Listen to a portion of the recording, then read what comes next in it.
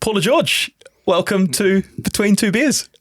Okay, that sounded weird. No one calls me Paula George. And I knew you were going there. That was so like poke. It's a nervous start for us. So we were advised by former podcast guest Sir Wayne Smith not to call you Paula. So he said, his words were, I'd love to hear you call her Paula on air. She'll probably tackle you. She's Georgie. However, I wind her up frequently by calling her Paula, and she usually lets me get away with it. But that's how we start every episode. We had to do it. But Georgie, always Georgie? Always Georgie, yeah. Like since I was a kid.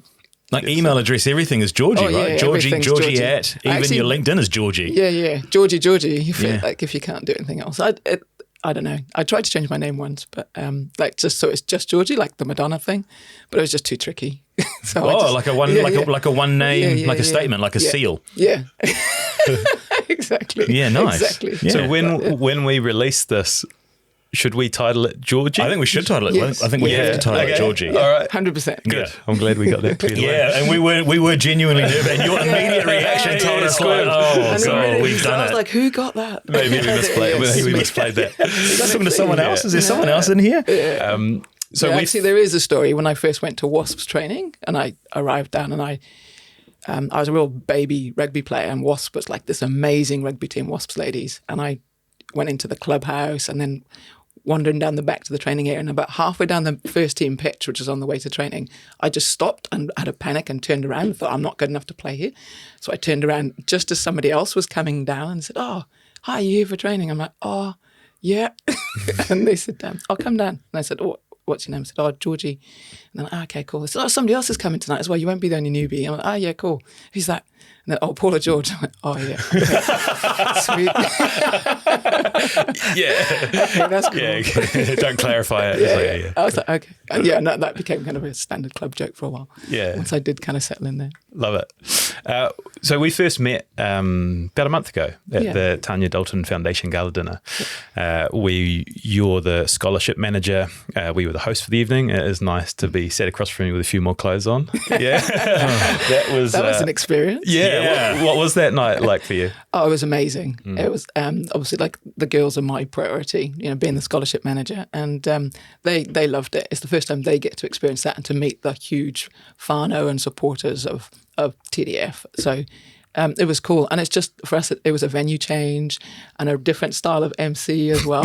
And it was awesome. It was absolutely awesome. And lots of people who didn't come this year that I've since kind of bumped into are all, oh my God, I can't believe we missed it. It looked amazing this year. And it was a really different new experience, and I think it really re-energized us as a foundation, so thank you very much. We were wondering what the chat was like amongst the scholarship athletes afterwards, whether they were like, what was that? What were those two guys doing? Like, what was the buzz afterwards? Not looking for validation or anything. Just genuinely curious. No, they loved it. I mean, it's their first experience. It's the first time they've done it, and I've been along before.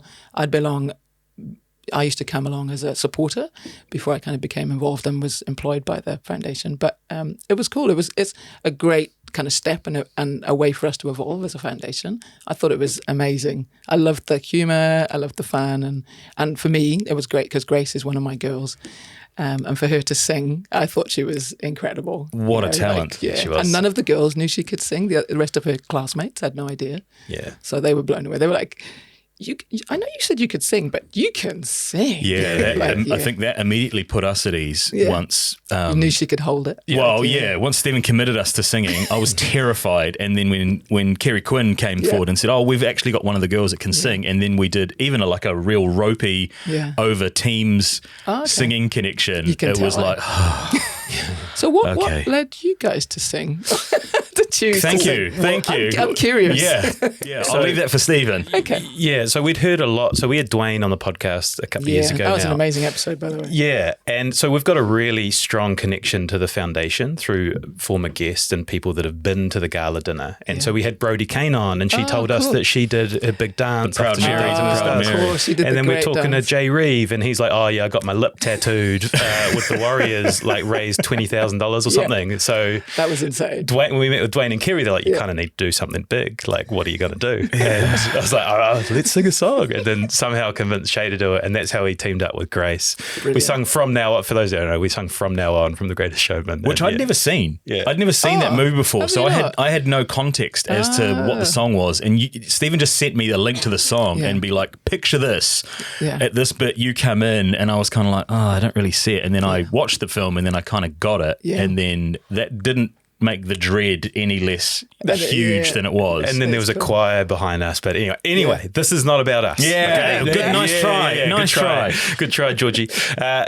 We wanted to start with a story because I've been in touch with your wonderful wife, Jo Caird, in the prep for this, and we're going to talk about her later. But her response was, I've got loads of stories to share. Like the time she forgot she was supposed to be having tea with the Queen. And I thought, well, that's a good place to start. So I've got her version, but what's your version? Good story. Actually, probably not many people know this one. Jo was living with me over in London, and we actually had a Sunday off, or weekend off of playing rugby. And so I was like, I'll take you out and we'll do that classic kind of England drive, like country lanes. We'll go to a pub for lunch. And we were listening, the radio was on as we were kind of driving between like a beautiful walk and a pub. And suddenly they had this thing, and today at Buckingham Palace, there's going to be, the Queen's meeting with representatives from a number of sports. And I was like, shit. She was like, what's the matter? I'm like, I'm supposed to be at that. She was like, what do you mean? I said, that like really fancy invitation that's sitting on the mantelpiece at home? That's for that. And I've RSVP'd and said, yes, I'm coming. And now there's going to be this spot at the lunch. So I was really like, oh man, what am I going to do? Yeah. Did you make it? No, I was miles away. I had no chance of making it. Oh wow!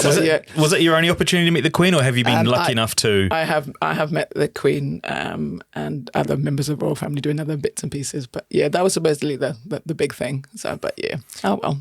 Yeah, man. No biggie. That one caught our attention because how it links into the Black Ferns have just been over at Buckingham Palace and Buckingham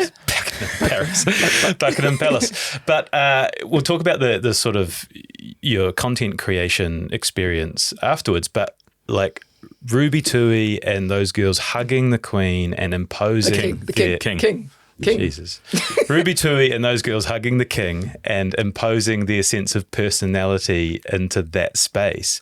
Just gold, right? Yeah. Millions and millions of views, and it kind of like humanized him in a way. Like when you saw that, were you like, this is just... it's absolute gold. I mean, like from so many levels. For rugby, like it showed like how warm rugby is. And I think it was Aisha who asked him for the hug. And she seems a real character. She's absolute gold, like from a content creation kind of thing, like in terms of being able to show the personality of the Black Ferns.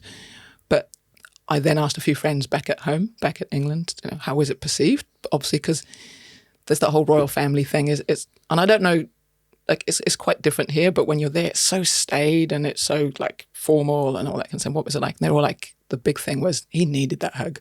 So it was really cool. It was taken really well. Oh, wow. Everyone thought it was amazing and that it really humanized him, which is really cool. And they said that you could see in his eyes, everyone was talking about it. It was insane. It was beautiful. Would you have hugged the Queen? Not the Queen, no. Yeah. Or probably not Charles. Yeah. It's interesting. It's interesting to kind of think about what you would do in that situation, because you're right. Anytime anyone's ever explained the process of meeting one of the monarchs, it's like you get briefed beforehand. You can do this, you can't do this, you can do it like... Yeah, there's a long version of the video. Yeah. And you can see where they're being briefed. I think Ruby does a great takeoff of like how to curtsy, what even is a curtsy, I think. But which is great. And all of that kind of behind the scenes stuff is beautiful for people to see. And from content, I bet. Yeah, exactly. It's the magic vein, isn't it? It's really cool. We had one other quick little story where you perhaps didn't adhere to the traditional social graces, is when you sort of kissed Prime Minister Sir John Key at the time. When I was working with the All Blacks behind the scenes content creator, you're just meeting the same people all the time and in different contexts and stuff. So he'd come down pitch side and I was on the pitch about to take a photo, and I can't even remember what they'd won. I can't remember what World Cup or something. No, they won something. I was really lucky when I was in there. They won a lot. I think it might have been, it wasn't Rugby Championship then, but one of the big champs.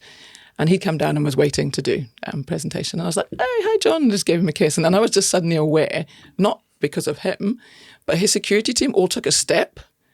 And towards you? Yeah, like this like little circle kind of took a step, and I was just like, and I stepped back, and he was brilliant. He just kind of very gently put his hand up, and they all stopped. And then one of the guys who I'd got to know a lot was his head security guy, and he just gave me a little smile, and I was like, "Oh, sorry," and he said, "That's fine." And we were just having a chat and a laugh. Amazing. But it was just like, "Oops, I shouldn't have done that." And the other connection you've got to us, loosely, is Josh Kronfeld, is a friend of the show, and you have been coaching rugby with him? Yeah, I coached, not this season, because Josh's son has gone to the Ramble game for the season, but there's a rumour that he might be coming back to the Oval. Yeah. But yeah, I think 2 years we coached together at junior at Suburbs Rugby Club, which is really cool. My wife Jo saw him; she knows him really well. I only recently got to know him the last few years, but she saw him lurking in the trees, like trying to keep a really low profile when his boy was coming to rugby training. And she's like, "Go out there and help Georgie. What are you doing under there?" And he's like, "Oh, okay." But then before we know it, we're kind of like it was cool because he's I keep him calm. I think he likes to get a bit wrapped up. I love the thought of these kids that don't realise who's coaching them, but not just Josh, cute. But you as well. In the story we're about to tell of you, it's beautiful, and that's what's cool though. Like it's really cool. They've got no idea, and they're like, "Oh, what do you know?"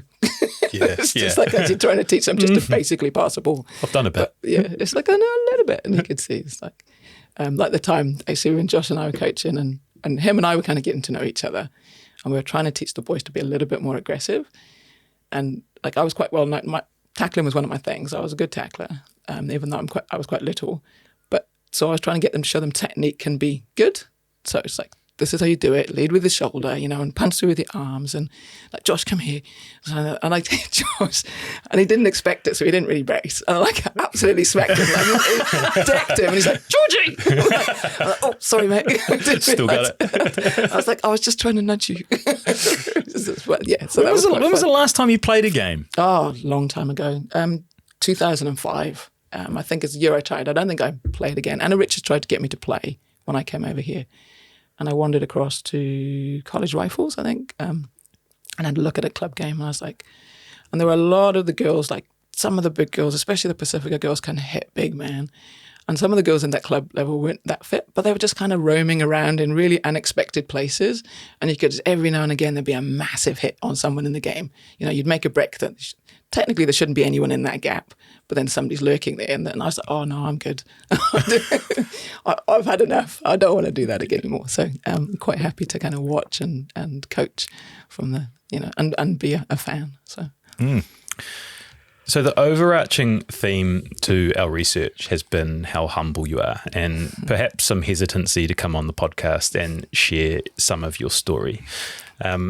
We feel very privileged to tell it, and I know you are a private person, so we do respect that you're coming in to share some of your life. But to set the scene, we thought we'd try and use someone else's words to summarise parts of your story, and this is from your wife Jo, who we introduced before.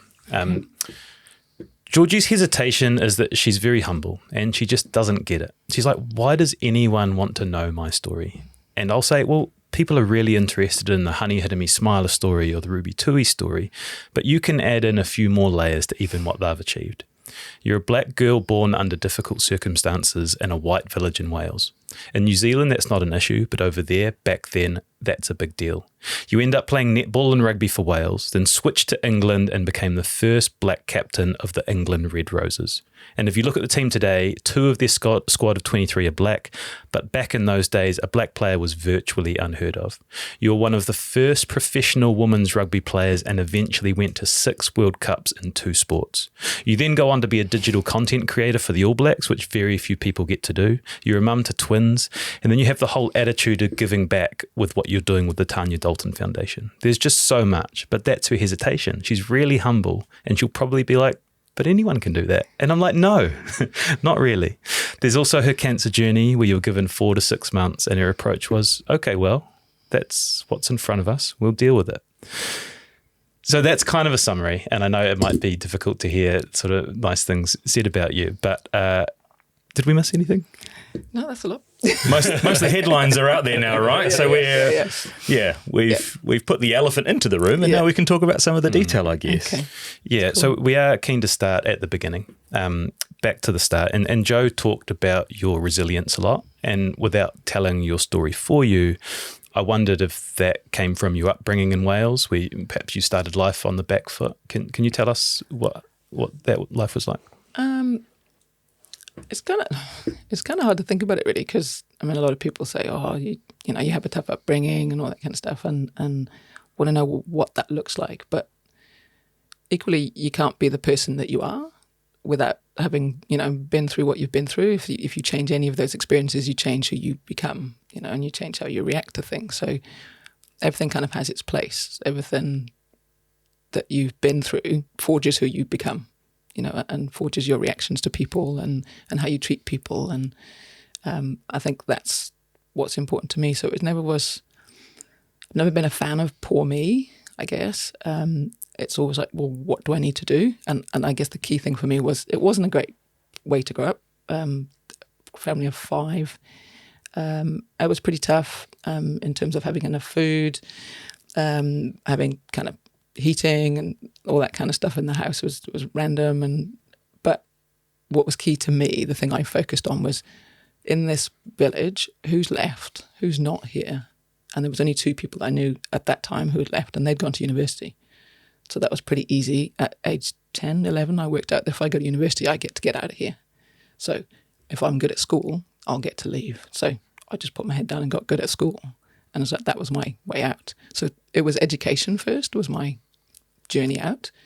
And on the way there, it wasn't until quite late I kind of discovered sport. And that was through an amazing PE teacher called Avril Roper, who I basically just played. I didn't like being in organised groups or just being noticed, basically. It's just head down, work, get out of here. And teacher kind of grabbed me from the boys' soccer game, which I just went and played soccer with the boys at Netball Rugby. And it was just like, you should come and play netball. I'm like, nah, I'm good. That's not...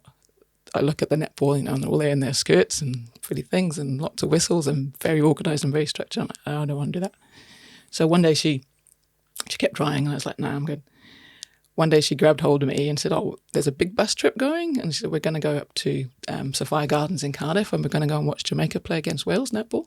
And I was like, oh, I haven't got a permission slip. I haven't got the money and stuff. She's like, just get on the bus.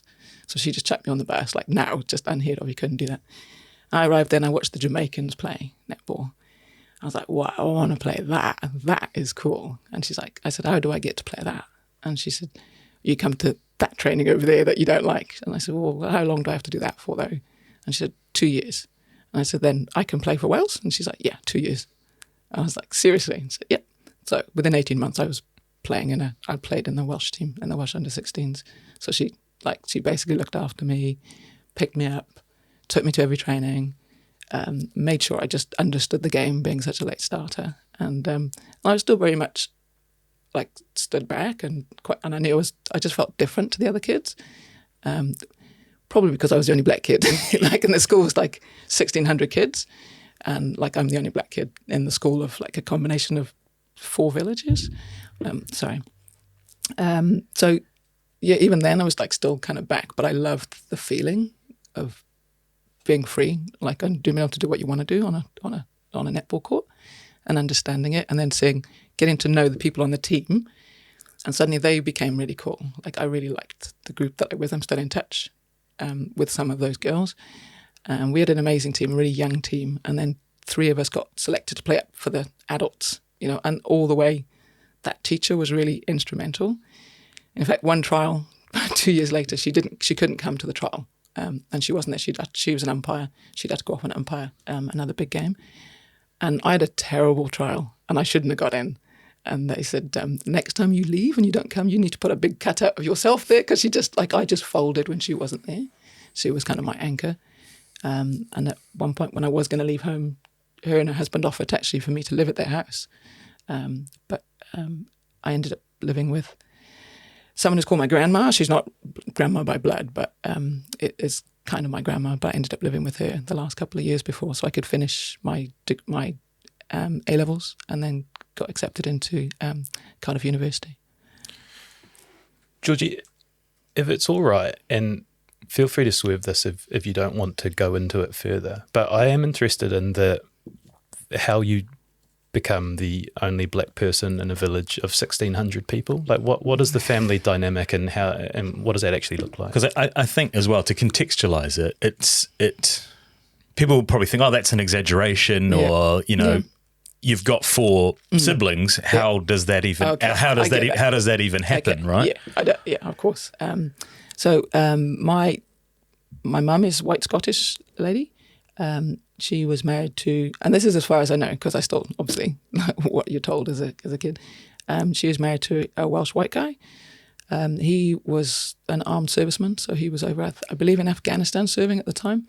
I think Mum got a bit naughty with a GI soldier who was on his R&R in Scotland from the Vietnam War, and then, so I guess the thing is, I always think of like being back in hospital. I was born in 1968.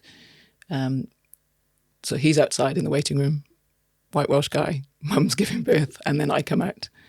And it was a bombshell on that village. I'm aware of that. Years later, at my grandma's house, I found newspaper clippings where they'd received hate mail for like basically having a black child, and that, like, they split up initially. I went and lived with somebody different. That's a side story, but and then came back. They got back together, and then they did have 4 other kids. But obviously all the kids were white, so I would walk past a mirror and be really shocked, like, because I was a different color, and you're just like, oh, who's that? Because all I saw, you don't kind of look at yourself. You only see the people around you. So I just saw all white people. The only time I ever saw black people was a campaign for money from Africa. But first time I went to Cardiff, I think it was a shopping trip with some friends, and I actually stood in the street and I said to them, just go. And I sat there, and I remember sitting and watching a group of young black kids and just being like, just watching them and just being really scared to approach them. And I sat there for an hour and watched them all interact and play and have fun, as teenagers that kind of do around shopping malls. And I eventually got the courage to go up and talk to them. And it's been my experience all over the world, like that anyone else of a brown skin colour. It was immediately like, I said, oh, hi guys, I'm new in Cardiff. And they're like, hey, come up, and immediately it was like the little, like the universal kind of brown nod, and come in, like, where are you from, what's your name? And then you're just part of it, like absolute immediate acceptance. And I've experienced that pretty much everywhere in the world, every country in the world. And it was just like, wow, that's really cool, and that experience for me was so like, this part of me is really important. This part of me is actually pretty cool. There are other people out there like me. I often think about my parents' experience. So they're a mixed marriage. So my father, white English, and my mum's from the Solomon Islands. And when my dad passed away in the period afterwards, my aunt on the English side said that when they were living in the Solomons, my brother was conceived and born in the Solomons, and then when they eventually went to the UK for mum to meet my grandparents for the first time, when they arrived at Heathrow, mum almost held my brother out in front of her face, almost as a peace offering, because she was so unsure about how to go and operate in that environment. That's 1970 UK. So it's not, historically, it's not the cosmopolitan place. And even now we're seeing there's issues of division starting to bubble to the surface. Again, but back then I can only imagine how challenging it is. That's London Heathrow. Yeah. You were talking about the valleys in Wales, right? Yeah, which is further removed again. So when I get when you walk past the mirror and you see yourself and you look different, but then does that build over time through your teenage, like through your primary school years through to teenage years, that feeling of being different? Because I heard you talk before about I never really wanted to get noticed. Well, it's kind of hard not to when you're the only person like you in a situation. Yeah, but if I'm quiet, then I used to think it was my superpower. I could disappear in a room. Like, it would be if I could sit in the back of a room real quiet. And it was funny when I was in sixth form. So I go off on these side stories. No, go ahead. This is what it's all about. This is why it's long form. And I loved English. Like I talked about like education, like stories, like were huge. I loved books. I taught myself to read before I kind of went to school. I loved books. I loved reading. It was pure escapism. And so I chose English to study, English literature, as one of my A-levels. And I would sit at the back quietly. And years later, I got on really well with my English teacher. And she said, I was just terrified that you were going to explode. You were like this little ticking time bomb at the back of the classroom. And she said, and you would just sit and you'd take everything in and you'd like always, I loved school. It was predictable. I knew exactly what was happening. If I did my homework, I got praise. If I was naughty, I got punished. Like I knew it was predictable and easy and I understood it. And she said, I'd put my hand up and she'd be like, oh my God, what's she going to ask me? And there was this expectation if she didn't know the answer, I would be like really angry.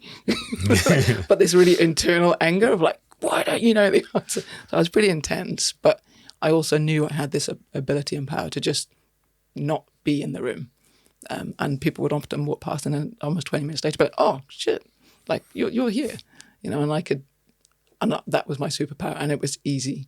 And I don't know how I did it. And it was a good thing to have. Like it was a really easy way to get through school, and not to be noticed, apart from the stuff that I needed to be noticed, which was my schoolwork, because then I knew I could get out and get access to, uni. To dip back into that content world just for a second, there's a viral clip of the English football player Ian Wright meeting a former teacher of his that he lost contact with over a number of years. I don't know if you've ever seen it. I'll have to send it to you afterwards. But his reaction to that teacher and what that teacher meant to him on his journey. Yeah. Is it Miss Roper? Was it? Yeah, Avril Roper. Yeah. I'd love to get back in touch with that. Like, there's the next kind of person who in my journey, again, another very strong woman, was Julia Longville, and I have got back in touch with her, and she ended up being my under-21 netball coach, and she was at the university. She ended up coming to the university in my second year as a lecturer, so I was real tight with her, and that's been an amazing reunion. But yeah, that would be cool to see Ian Wright's reunion. What was his reaction? Just burst into tears. Yeah. And then didn't realise how much interest, I think Mr. Piggott, I think is the teacher's name, how much interest that he'd taken in him. Oh, he followed his career. Post-career. Yeah. And he spoke about how proud he was when Ian played for England. Yeah. And it's a really beautiful thing. But I guess what I was driving at is it speaks to the influence of those sorts of people in a teenager's life. Because I guess if it wasn't for that influence, where do you think you would have gone? Oh, it's a good question, and I guess I haven't dwelled on it too much because I like to, what am I doing now and where do I go next kind of thing. But I don't know. Without sport, other options that, other things I tried, and I'm aware my kids are going to listen to this, were probably not the route I should have gone down, I would want to go down, and what other people were doing in the area there was, and there was alcohol and drugs and glue and like all that kind of options and thieving, and they were all very much a part of the culture or the area that we go in, and there were options to kind of take on, and I know my stepbrother kind of went down that path a little bit, and a couple of my sisters kind of dabbled in drugs and they struggled, but that was the other option, and I'm not squeaky clean. I definitely kind of looked in those areas and I didn't like it.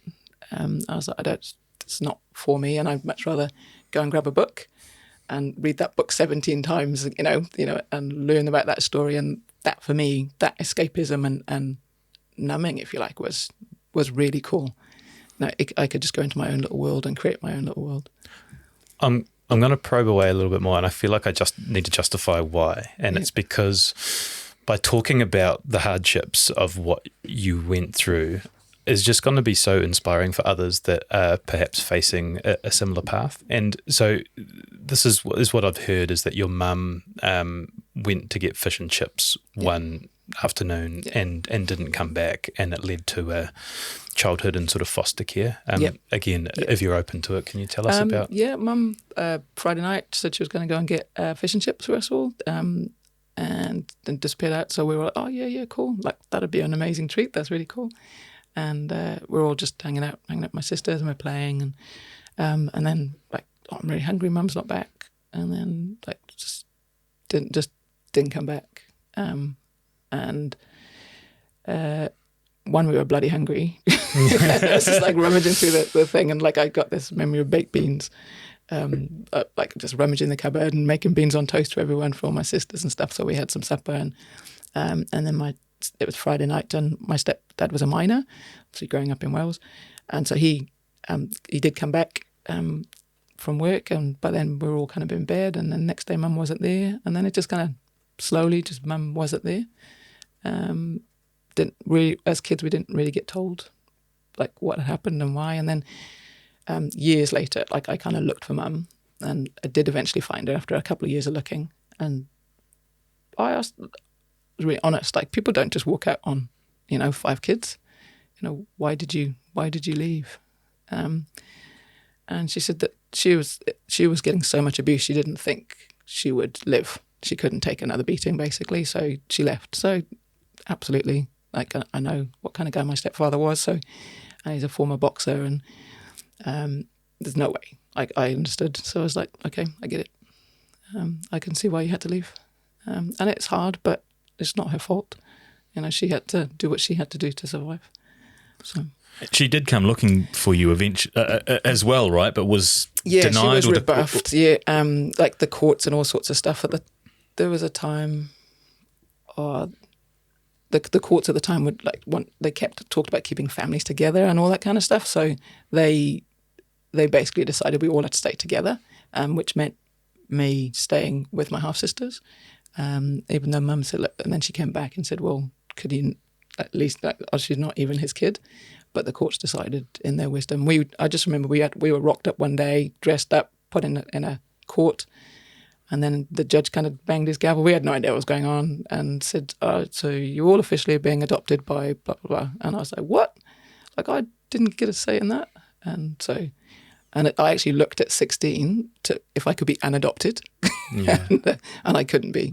But I would have happily gone down that path to kind of not belong to him. But it wasn't an option. But got away anyway. And into Gran as well. And is that Gran is actually his mum. Yeah. So she's no real blood relation to me, but she's a pretty cool lady actually. She's died now, but she's a fierce. She was a fierce little Welsh woman. She ran our local rugby club, which was the absolute heart and soul of our community. Everyone knew her, but she was pretty amazing. She's like, no, you're not going to be living with a teacher. You're coming with me. She's just like, so I lived with her for the last 2 years so I could finish my studies. Just on that Wales and rugby side quest, the common trope in New Zealand is to be like, well, the only other country that's as passionate about rugby is Wales. Yep. Is that 100%? Is that 100%? Okay. It was everything. Like our rugby club was where funerals, birthdays, like weddings, everything was at the rugby club. Every party was there. Every celebration, and then through the through the 5 nations at the time. Is it 5 nations or 4 nations then? Anyway, like when England, Scotland, Wales played, that place lit up. Like it was just, I remember it's the one place there was ever any money because that's where everybody went. And so there was like, they built this huge extension on the club, this huge hall, and had a massive screen, and like all the kids, we could run around completely free, all the adults getting pissed up. And you were just free as a bird. You could just run around, get away with anything, like go on the fields. There's a river there we all used to play in. But when Wales played, like that room was red. Like it was absolutely incredible. Like it was just like, geez, everybody paid attention. Like everyone in the village was in that room. It was really cool. And my gran was kind of like, she was in charge. She was awesome. She ran the bar, she ran the food. She ran security. Would she biff people up if she needed to? Yeah. Like if anyone was getting too leery, and it would be like, oh, Marcia, my grandmother's name. And she'd be like, oh, somebody get Marcia. Like either leave or we're getting Marcia. She'd just like rock up next to them and she'd like, you're barred, out. And like the big, like, no argument. It would just like walk out the door. And it's just like, oh yeah, I'm barred. It's just like, you have to try and wiggle your way back in. But yeah, she was a pretty incredible lady. The Georgie story is going to link up to being the captain of England, but I am wondering when I hear you talk about that childhood and, the mother leaves and you're lacking certain support networks, Did you start developing leadership traits there now when you think back on it, like with the siblings and things, like because you're on your own essentially, right? Like you having to grow up and firstborn as well. Really fast. Yeah, there was that firstborn role, I guess. You don't think about it at the time. It was like, well, I'm the only one that knows how to work the stove. You know, that's kind of why I cooked. I cooked our food. So I was a bit older, I understood a bit more, and just took that role on. A little bit, and just made sure we all got to school, because I knew that bit was important for all of us. Made sure we all kind of got there. Not that my sisters always stayed at school, but yeah. And it was just easy. Just you don't think of, just do what needs to be done. Like you just get on with it and just pull them along and help them as much as you can, and make sure we all kind of got on as much as we could and made the best of stuff. And there's some real happy times of us, playing. We were. The opposite side of that is this freedom in not having adults around, like with too many prying eyes, and pretty like wild freedom. Like you're just out all hours and playing and building dens, like literally like going out and finding nails and hammers and old bits of wood that you're like nicking from behind the shops and stuff. And you've built this incredible den over a lake, that hangs over a lake, and that we all like get in there, and there's blankets, and you might not come back till late at night. So that freedom's pretty special. Like when I look back on it, I have real happy memories of that. I remember fishing on the beaches in Wales a lot, and we dug down into the sand, and then we lined it with all this driftwood, and we got some nets, and we lived on the beach. We must have lived there like a whole holiday. Like it must have been a good 2 weeks. And we lived on fish, and people knew we were there, and they'd come down and we'd give them fish, and they'd bring us milk and bread. Oh, so you actually lived there? Yeah, we actually lived there for 2 weeks. Because not intentionally, we just kind of ended up staying there every night because it was really cool, and we were catching fish, and local people were walking past, and they were like, "Oh, have you got any fish? Yeah. If you bring down some milk for us, like we'll give you some fish." Context is so critical, isn't it? Because it's really weird. Yeah. But, and so that freedom is, if adults aren't around, then you just find your own way and do what you want to do. But the beacon is always education. Like that's always school, still never driving you to school. Like I liked school. Like I really liked it, and I loved learning. I loved learning for the sake of learning. I'm a curious kind of person, and I still learn. I still I try and set aside time each week to learn something, and it's usually at the moment it's quite techy. Like I love tech stuff.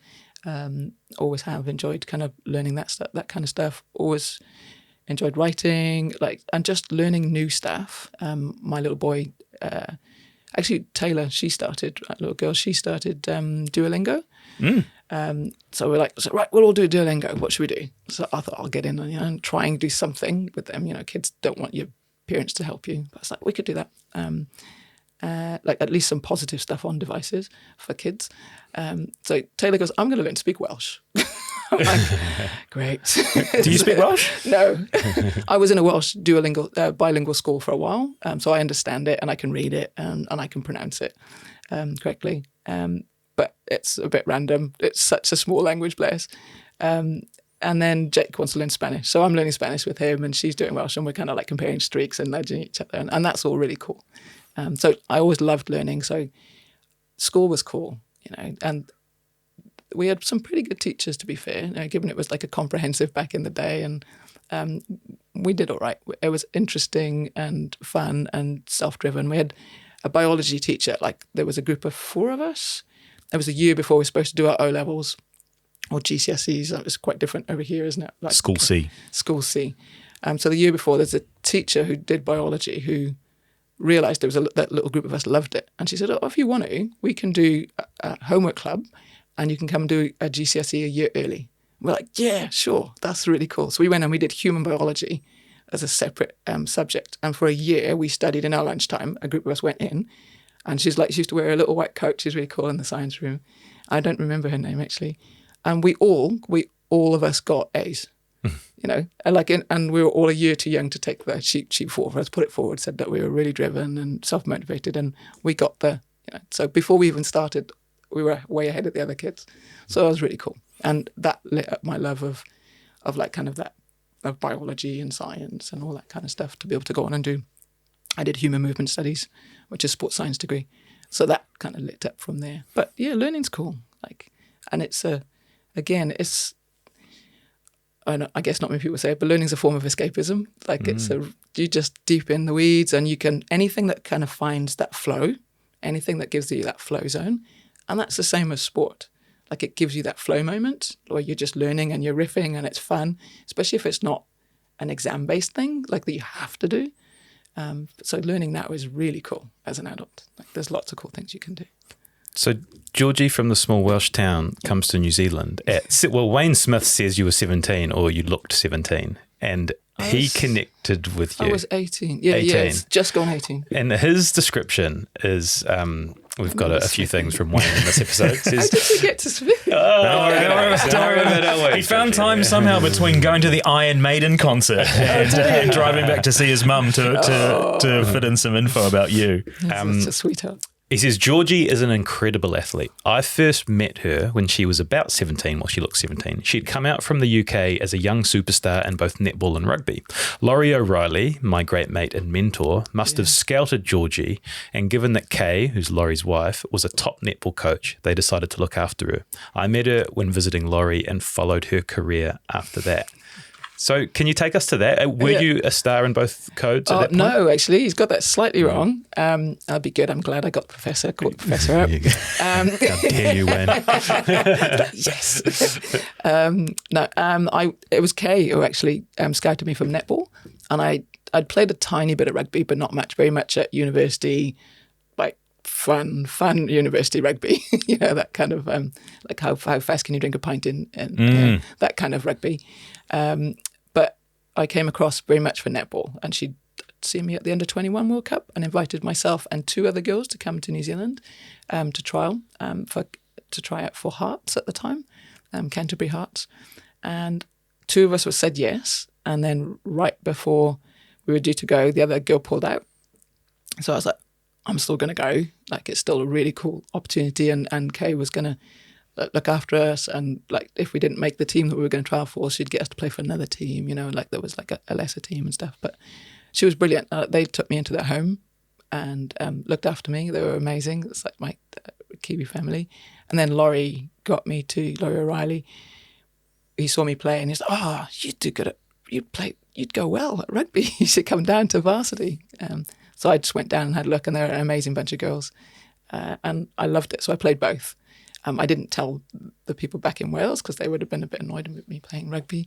I had to hide it for a wee while, but no, it was good, and I loved both. And that really lit up my understanding of rugby, because Laurie would bring in those most amazing people like Smithy, and teachers who were complete beginners, how to play and do all of that kind of stuff. It was incredible. So you've got sport and you've got learning and understanding of how I can really, this is a game of chess. You can really unlock it. It's not just the bash. It's not from the outside, it looks it's so physical, but this is way more complex than netball. There's a lot more to unlock. It's a bigger puzzle, and this is super exciting. What can I do with this? And also as well as that, for me, I was quite a physical netball player. I would get called up a lot. I was quite an aggressive player, even though I was quite little. I love that you keep saying that you were quite little. I was little compared to some of the girls. Okay. I was just oh my God. But it's learning, and I learned how to use technique. So I understood technique to be able to make those. So physicality was I probably underrepresented that. Physicality was a big part of my game. So how long before netball was in the rearview mirror and it was just rugby? Okay, I went 91. That's a big year for you, right? Yeah, 91's probably the biggest. I went to the World Cup, Netball World Cup. Sorry, I went to, was it Netball first? Yeah, Netball first was under-21s. No, it was the seniors. And we were in Aussie, so we were in Sydney. So we came across, and I was playing up. Even though I was in the under-21 squad, but I got picked for the seniors, and I got made vice captain, which bemused me a little. But in the end, I ended up playing a lot, and we did pretty well for the little country we were. I remember playing against Samoa, which was a really cool experience. I loved that. That was kind of a highlight of the tournament for me. And I had a really excited about going, I remember. And we'd raised money, the usual thing when you're going for sport, and I'd managed to earn about £200 for my own money as well. And I was packing up the car, and some bugger stole the money out of the car, and I just jumped in and went and grabbed something, and my fault, I left the car in. But anyway, I remember going to the tournament with like literally no money and being gutted about like, and everyone's buying stuff, and I'm like, well, I'm just here, I'm still here, like I'm standing on the, I've come from that little town, that little village in Wales, and I'm standing on the steps of the Opera House. This is what I wanted. This is the out kind of thing, and this is cool. We can do this. So that was brilliant. So I did the netball. I'd finished my degree, so I'd finished my dissertation and my degree. And while we were at the netball, actually, the teacher I talked about earlier, so the lecturer, she gave us our degree results. So she called two of us in because we'd got our degree results. And I thought I was, so I got a 2-1, which was great. I was super excited. And then I went back, and then I played in the 1999 first Women's Rugby World Cup for Wales, in Wales, which was really cool. And some of the teams were hosted at our university, which was really cool. And Laurie came across with the New Zealand team, and I knew lots of the girls from that team because I'd played with them or against them over here. So that was a really cool kind of round experience. But you just didn't think about it at the time. You just wanted to play. Are you getting much attention at this time as a cross-code international? Are people talking about you? I guess so. Women's sport was pretty low-key, especially rugby. Like it was just, you just got like, why do you want to play rugby? You're like, well, why wouldn't I? Yeah. It was just like that whole thing. So yeah, it was cool, like within our community, I suppose, within our sporting community, very much so. So I would literally play rugby, shower, somebody would pick me up, and I'm literally chucking like rugby gear on, like, and missing the warm up so that I can just pile on the field, like being able to jump it back, be able to play both of the sports, and it's brilliant. Like, and when you're that age, you're just so much energy. I'm pretty high energy anyway, but you could just burn all energy and just go. It was awesome. So to Steve's point, when does rugby then start to be the primary focus? Point. So after that 91 World Cup, I went to London to play for Wasps. I had a job in London. That was you and Paula George were going to go and play for Wasps, weren't they? I was going to go with her. She was my mate. We were going to... you started me off now. The proverbial we. So I got a job in London, and then I played for... I probably should say this. I did play for Richmond for 1 year, and it kind of wasn't my clan, wasn't my... They're a lovely team, really cool. But then, and we actually even won the cup that year, I think. But Wasps asked me to go across to them, and then I went and did that trial and got into Wasps. And I knew they were my tribe, and I stayed with Wasps for 15 years.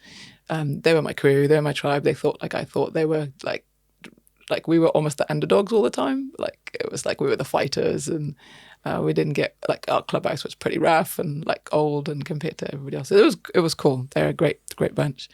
And we still have the Waspies, like I have the Waspies Wasp group. Like once you're a Waspie, you're always a Wasp. That's kind of that's our mantra. And that often I wake up in the morning and that WhatsApp group just is lit up overnight. So it's like, oh God, what's going on? So it's really cool. We'll wait till they get hold of this.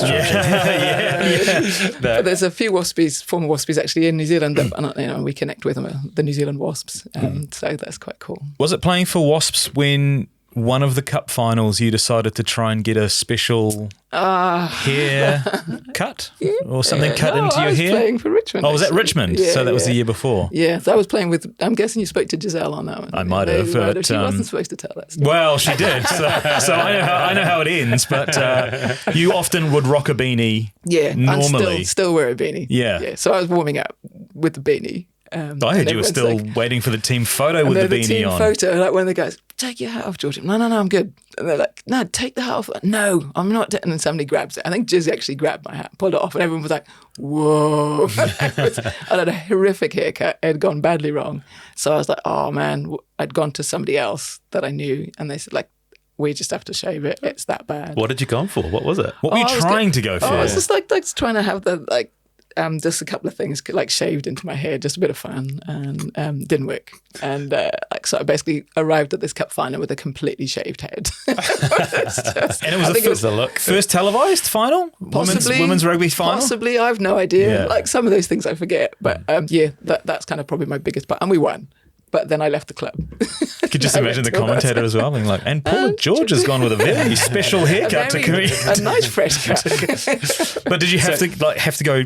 Yeah, like basically I had 1 millimeter like all over, and it was not cool. It wasn't a good I'm glad she shared that with us. Yeah, Steve. thank you. So you start back to Wasp. Yeah. So you start to make waves with Wasp. And after that, I was like, oh, rugby's pretty cool, and it was like really. It's not like it is today. It was real pioneer stuff. It was really raw and just so much fun and so much learning. Like we didn't know what we could do. Like we hadn't really hit the gyms or anything like that yet. And it was just a really exciting game. It's like, it's really like, it came to a point in netball where I felt like I could predict, like there's so many patterns and you can kind of predict what's going to happen. And you get an intercept and that's cool. You don't get the intercept because you mistime it. And it became a little bit predictable. And so it's like, but rugby there's just so many variations. Like there's so many options and variations and there's even like the possibility to even do interceptions, you know, and it's like, why? Like, and that just became a stronger pull for me. So I said to netball that I was retiring from netball. And they all goes, oh, you'll be back. And I was like, oh, no, actually. And yeah, so that kind of started it pretty much when I hit London, when I went to Richmond, and I kind of dabbled a little bit while I was there, but then once I hit Wasps, that was it. It was rugby only. That was my sport. And because you'd played internationally for Wales, you had to have a 3-year stand down before you could play for England, and then your debut was against Wales. Yeah, I didn't kind of think on that. I basically that's a whole different story. I'd given up for Wales. I was really. The way the program was being run, it just wasn't cool. It wasn't good enough. And Wasps, I was getting great rugby. So I was like, you know what? I'm just going to play for Wasps. I let all the drama and the politics behind. So I stepped away from the Welsh team. I got 5 caps for the Welsh team. And that was it. So and it was 2 years later. And it made no fuss. Like no one even mentioned it or talked about it. It was no big deal. Like Georgie just stopped playing for Wales. But as doing really well at London Wasps, loving Wasps. And then the England captain at the time was Karen Almond, who actually lives in Christchurch. She's a really cool lady. And she, and a god, like amazing rugby player, former Wasps, fly half. I think there's a rumour, and I'm not sure if it's true, that her 400-metre time would have qualified her for the Olympics one year. Really? But she was a machine. Like, and we used to just say, like, when she kicked, like, you could put in the coordinates of where the ball, and they would go there. Like, she was just, like, even in today's game, her kicking would be, like, one of the top in the world. She's amazing. She approached me, and I was like, like, first of all, she's, like, looking at me, she's talking to me, and she said, you know, in another year, you would be eligible to play for England. I'm like, what? Like, it just didn't even like enter my head. And said, Steve, who was the coach at the time, has asked me to ask you, would you be interested? And we'll keep watching you. We're really interested. But if we asked you to come on board, would you say yes? And I was inside me, I'm like, what the? No way. I'm not good enough. I'm not good enough to be in the England team at the time. They were amazing, really cool. And I was like, yeah, that'd be really cool. And then kind of thought about it and then forgot about it because it was quite a while. And then I kind of went on and played for Wasps that year. And we weren't winning championships. Like, we were often the bridesmaids. We would often get to finals and semi-finals and just kind of lose there. But played an amazing brand of rugby, really open, fun, expansive rugby, which is what I loved. And then they called me and said, actually, we've selected you to go to Canada as a dirty. So basically you'll go and you'll carry water and you'll hold bags and you'll get bashed about, but you'll get an idea if you like the culture and we'll see if you fit into the culture. Would you like to accept the invitation? So I did with Helen Clayton. Her and I were together and we played most of our rugby career together.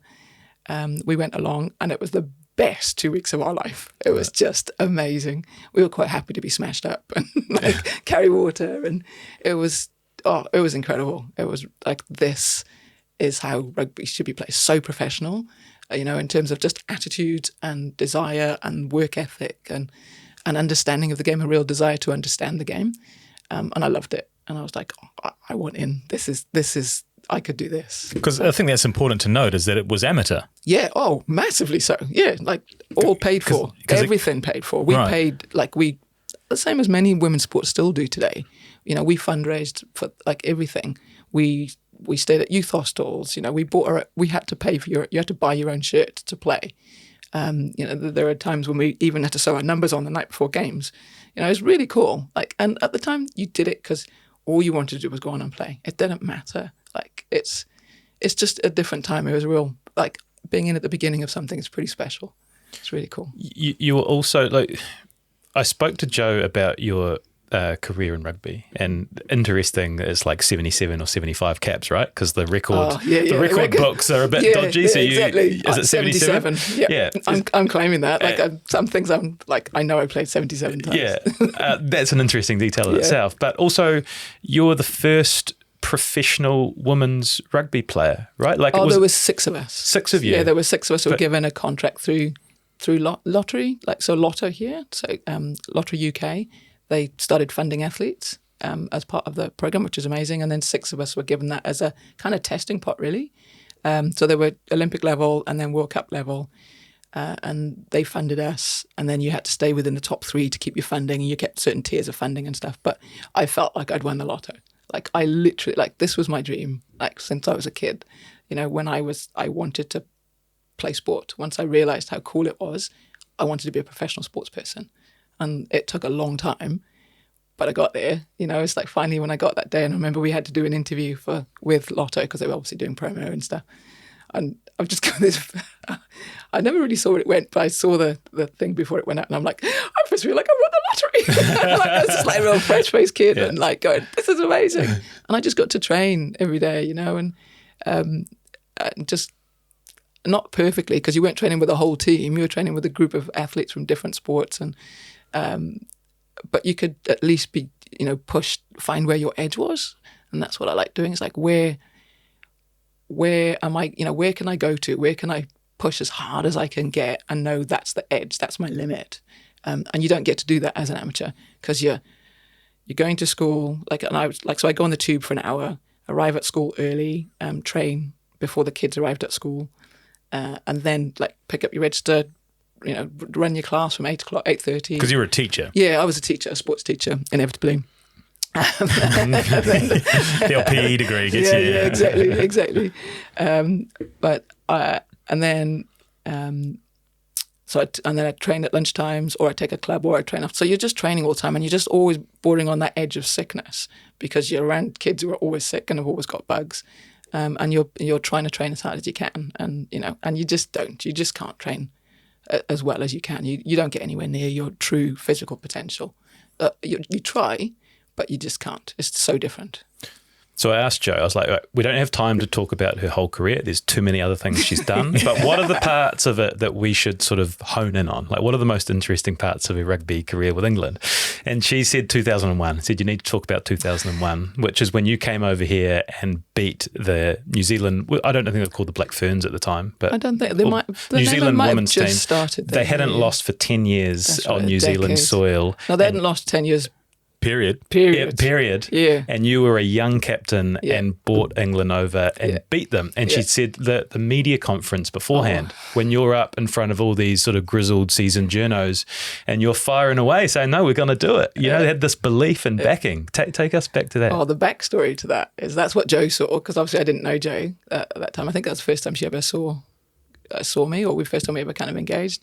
And there was a real rugby media here back in those days, which doesn't quite seem to exist anymore. And I later got to know lots of those guys, those rugby media, and they were pretty grizzled, some of them. And we were at the end of a 6-week tour. We had begged the coach to give us a day off the day before because we were exhausted. We'd been to Aussie. It's the first tour that ever happened like it.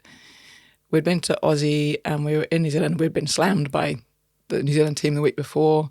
We did well in Australia, but we were knackered. We just all wanted to go home. We didn't want one more test. We'd managed, myself and Helen Clayton, who I talked about, to persuade the coach, like, we need a day off. We are dying. And so he'd given us that. And then I had to go to this press conference. And I was like, and that's not something I was comfortable with. I loved the captaincy with the team. I didn't kind of like the outward facing stuff. But I sat there and I was like, okay, no one's going to turn up. It's like, shoot, this is New Zealand. There's a lot of guys in the room suddenly, and all guys. And they were just so, They were bloody rude, to be honest. Like, and I still remember it now. And they're like, oh, you know, what's your team plan? You know, what's are you talking about keeping the difference as low as you can? Is that what it's going to be? You know, how are you going to cope with the loss going on? I was just sitting there, just like really bubbling. It's like, how do I answer this? I was really quiet. We're going to win tomorrow. they're like, you can just see the confusion. They're like, what? I said, do you know what? They haven't lost for 10 years. But every time you have a record that goes that long, there's a day that record's going to be broken. And it's tomorrow. And we're going to win. Okay? Right, thanks. See you tomorrow. Mic drop. And that's gone. Like, so they were like, whoa. So I walked back into my team hotel, into like our little team area, and I am shaking, like absolutely shaking. And one of the girls was like, gee, you okay? I'm like, I am so angry. And it fired us up. And they're like, what's the matter? And I explained. I said, we're all sitting down. And then we all sat down and I said, we have to win. We've got to win tomorrow. Like, everything. We are tired. We're on the end of this tour. Those guys give us nothing. They give us no chance. They talked about, I explained it to them what happened. And I said, we do everything we can to win. We leave it all out there. And that was it. We leave everything out there. You just empty the tank. That's all I want you to do. And we'll go home proud, you know, and what comes up. But I think we can beat them. Like, everyone was like, okay. So we literally like, and Jo took the photos. There's some photos of us walking out of the tunnel, and I've got the ball, and I still remember this photos. I've got the ball, and I've got like hair like pulled back, and I am staunch. Normally, I really enjoy the game, and I'm like, yeah. But I'm walking out, ball in one hand, absolutely staunch, marching out, and we do this slow walk out, and it's at Harbour at the North Shore ground, and we go out, and then we're playing, and it is like it's all on. Like, it's a really cool game. I remember the game being so physical, really all on, and it was really tight, much tighter than the other game had been. And then we get a call.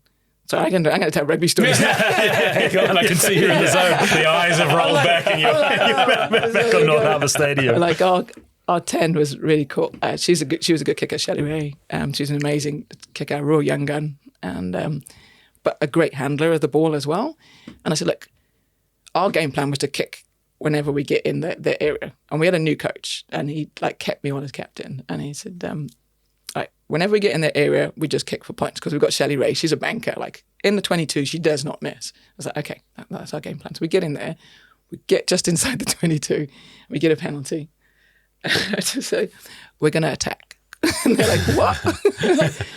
Nobody attacks these guys. And it suddenly occurred to me, no one's ever tested them in there, because everyone's so scared of them. They're so good that they never have to defend in their 22. So we should attack them, see what happens. Like, why always kick? And they're like, oh, maybe we should kick. And Shelley looked at me and she's like, I said, I'll take it. I'll take the heat. Let's just do it. Let's attack them. And pull one up, scrum down, we'll attack. And we scored a try. Shelley Ray scored it and converted it.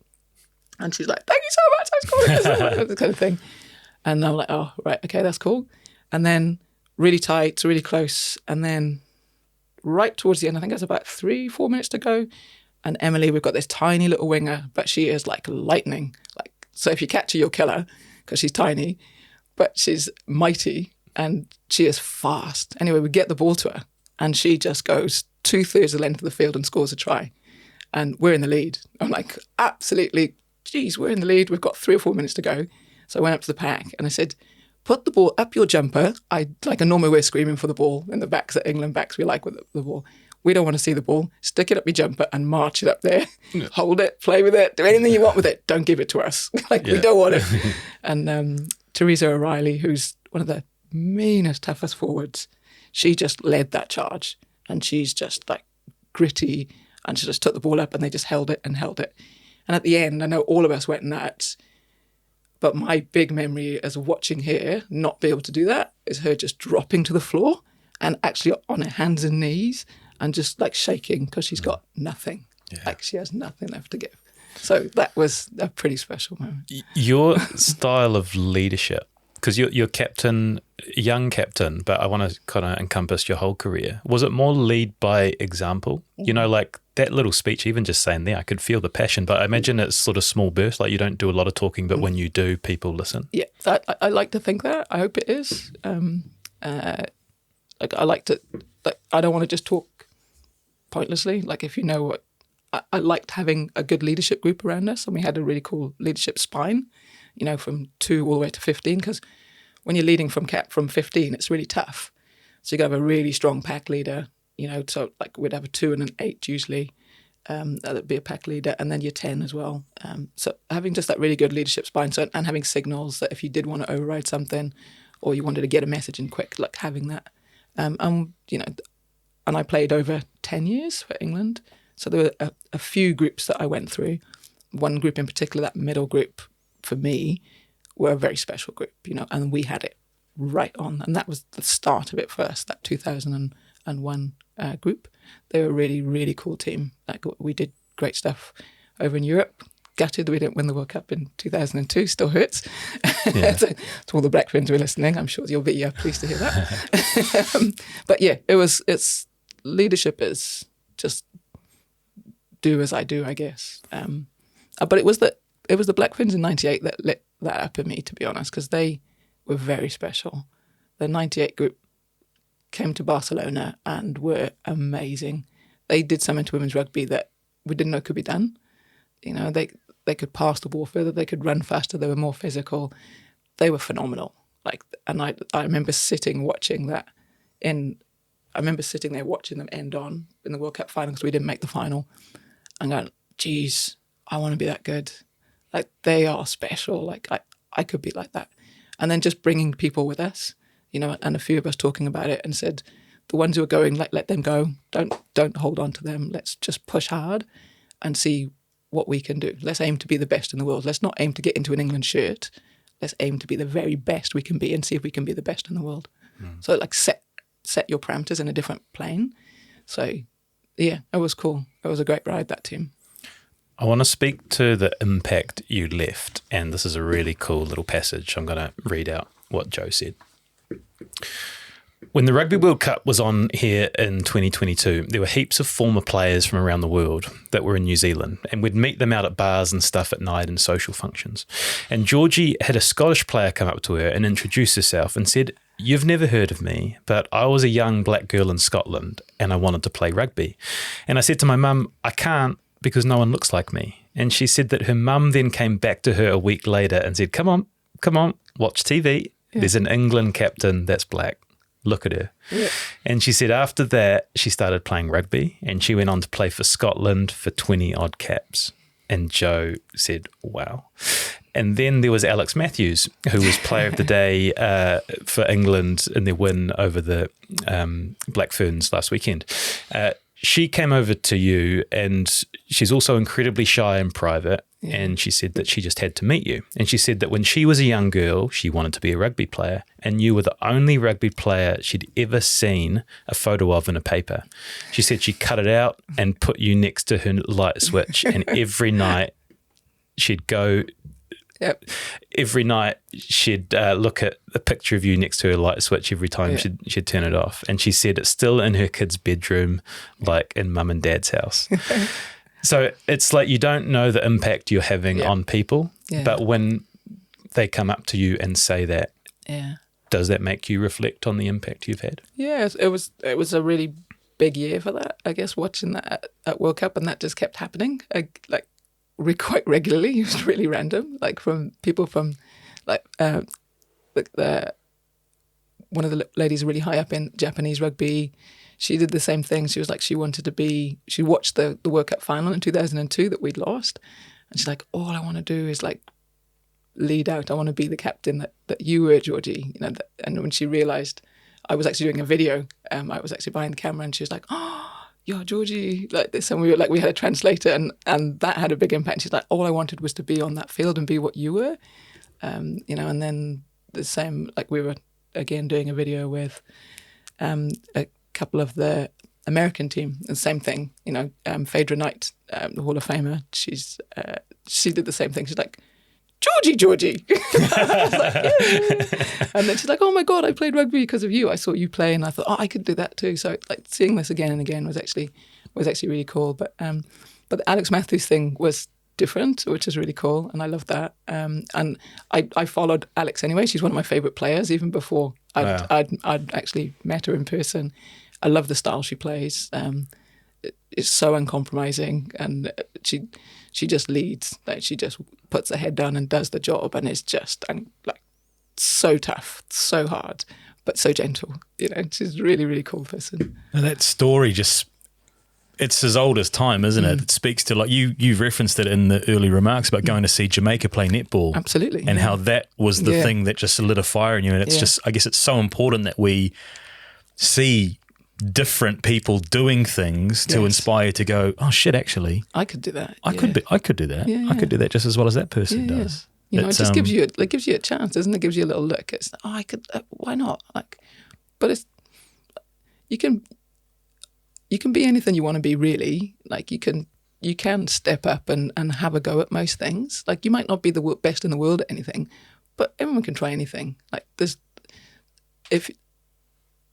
depending on what it is, there are some things that we still have limited access to, like the C-suites maybe as women, and that's a whole nother podcast. But there's lots of opportunities for us that we can do, you know, and we can have a go at, and you can play at and be curious about and have a go. And sport's a great place for that. You can just be so many things, you know, and we're in a real part right now where women's sport is bang in the spotlight. Like it's right there in the world spotlight and across all sports, which is a really exciting time for the athletes in it, but also for the fans in it, you know, and for other people who are discovering sport. One of my favourite things was watching. I know the England team lost at the World Cup, played in 2022 at Eden Park, but I was stood there with Liz Elder, and it had been an amazing final to be in that stadium. On that night. I was in the 2011 with the boys. Obviously, I was pitch side, and that was incredible. But it was different. The relief that happened when the All Blacks won was immense. It was like, oh, and you could hear the relief from the crowd. And it was a good game, but it wasn't a great game. And then the Black Ferns versus England game in 2022 in that Eden Park, the crowd looked different. You know, the crowd sounded different. They just celebrated. They celebrated the sport, you know, and there was almost nirvana in there. It was this level of joy that was just, I've never experienced. I've been to so many different games and matches around the world from lots of different sports. I'd never experienced that. And I still, when I think about it, like the hair stand up on my arms, it was an incredible experience and just this huge expression of joy. And you look around afterwards and the stadium it felt even more full, at the end of the game. It was incredible. And I remember talking to Liz Elder and said, now we've always known how good our sport is. We've always known how good women's rugby is. Now the world knows. You know, they've finally woken up to the fact that this is amazing. You know, and I know the last few weeks that they've gone out with pre-sale tickets in England for the Women's World Cup for next year, and they sold out twice as fast as they expected them to. Right. You know, and that's the pre-sale. So finally people are getting it, that women's sport is brilliant to watch. You know, it's a lot of fun. Yeah, it doesn't look like guy sports. It's not meant to. You know, it is so exciting. It's so cool to watch and to play and to be a part of. And like our girls should be getting in there, you know, across all sorts of different sports. Lecture over. Sorry, I get a bit passionate. No, but it's that tournament was special, and I remember I think my boy was 5 at the time, and he was like, "I'm Portia Woodman," you know, like he was running around and watching those games. I thought that was so cool. Jacob's first player that he knew was Portia. Yeah, you know, he's just like Portia Woodman. Like, she's amazing, and she is. You know, she's phenomenal. Right, I'm going to pull you out of rugby. We can dip back in if need be, but I want to get to the All Blacks digital content creator space. But I think we need to link up through Jo. So how did you meet Jo, who's now your wife, and how did that connection happen?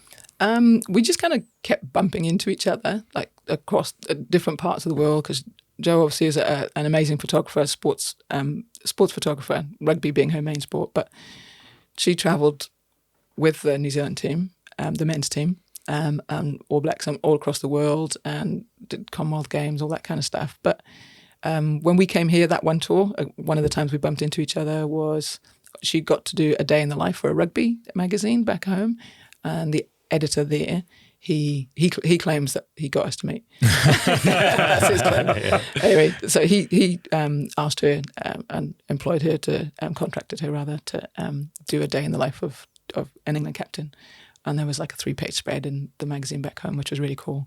And Jo took some great photos. And I remember emailing her later and said, "Oh, I'd love to get hold of some of those photos." And you couldn't send things digitally then. It was really like she printed some off and sent them to me, snail mailed them. And that was really cool. And then we just kept bumping into each other, and there was a real connection. And it took a while, took a few years for us to actually get together, but then we made it happen. And she came to London for 3 years because I wanted to, still a little bit of things I wanted to do in England. So she came across there, gave up the All Blacks job as All Blacks photographer. She was the first All Blacks official photographer, right? Yeah, she was. She kind of, I think she pitched the union and said, like, you need to look after your sponsors, and this is a really easy way to do it. Plus, you'd have content, for you. Plus, you'd have photography for you to use in lots of different ways. So, yeah, so she basically had like a dual contract with Adidas, Global, and New Zealand Rugby Union at the time, New Zealand Rugby Football Union. So that was really cool. But she gave up that job to come to England, which I'm forever grateful for. And I know that was a huge sacrifice on her part. But always with the view that we would come back to New Zealand, because she said, "Oh, do you think you could live in New Zealand?" I'm like, probably. It's like, no worries. Like, it's, always, from the first time I came here, like, I always loved New Zealand. So the aim was for us to come back. And then the night she'd been called to say she wanted to come back to New Zealand. So I think it was Adidas, because the Lions were coming here. The Lions were coming to New Zealand in 2005, and Adidas and New Zealand Rugby Union were like, "Oh, will you come back to cover the tour?" And she said, "Oh, I'm one more year. We're staying in London." But that weekend I was in Ireland playing against Ireland, and I just had the feeling the time was right. I'm done. I'm ready to retire. And I said to Jo, I called her up from the airport and said, "I'm done. Why don't you call and see if that job's still available, that position? I'm going to play the game next weekend at Twickenham, and it's going to be my final game for England." And she's like, "Are you sure?" I said, "Yeah, I'm ready. I'm happy. I'm content. I'm ready to move on." And she's like, "Okay." So she called up, and that's cool. And then so we headed to here for the Lions tour. I had an amazing tour. All of England came with me. All my mates were here. We had an amazing tour and just followed the Lions up the country. And then all my mates went home and I stayed.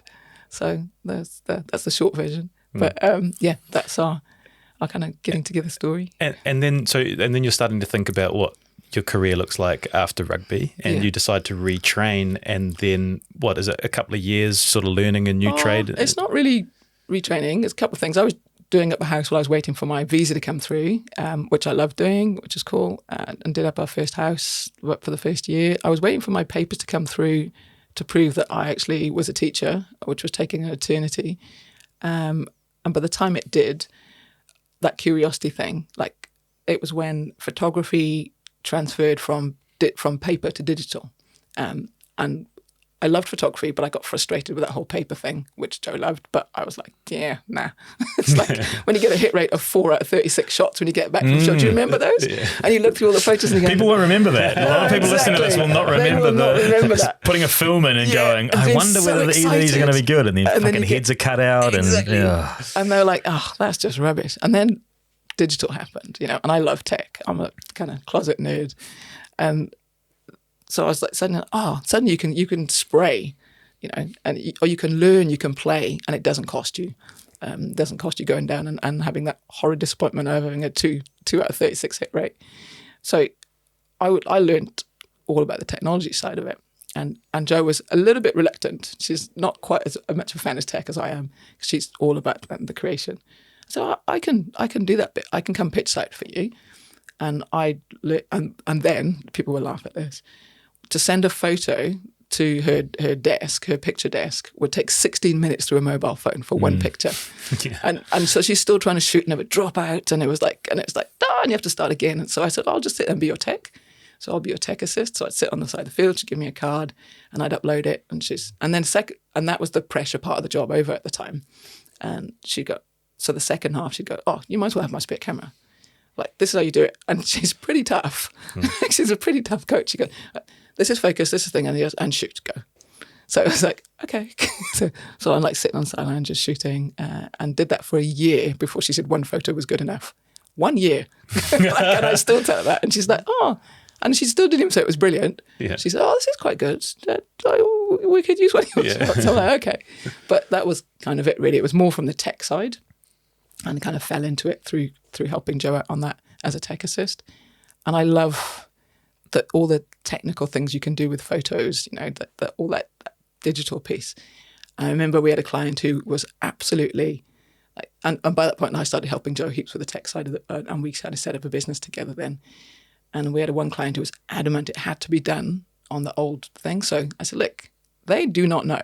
Like, so we took 2 photos. We shot the whole thing on the new digital body and then the old body, and we created transparencies, and we created and we printed off both of them. I was like, right, just tell us which ones you like the best. And they picked the digital ones, inevitably. It's just like, and they weren't anywhere near as good as they are now, obviously. But yeah, so that was kind of my love of photography, was ignited by the collision with tech. So.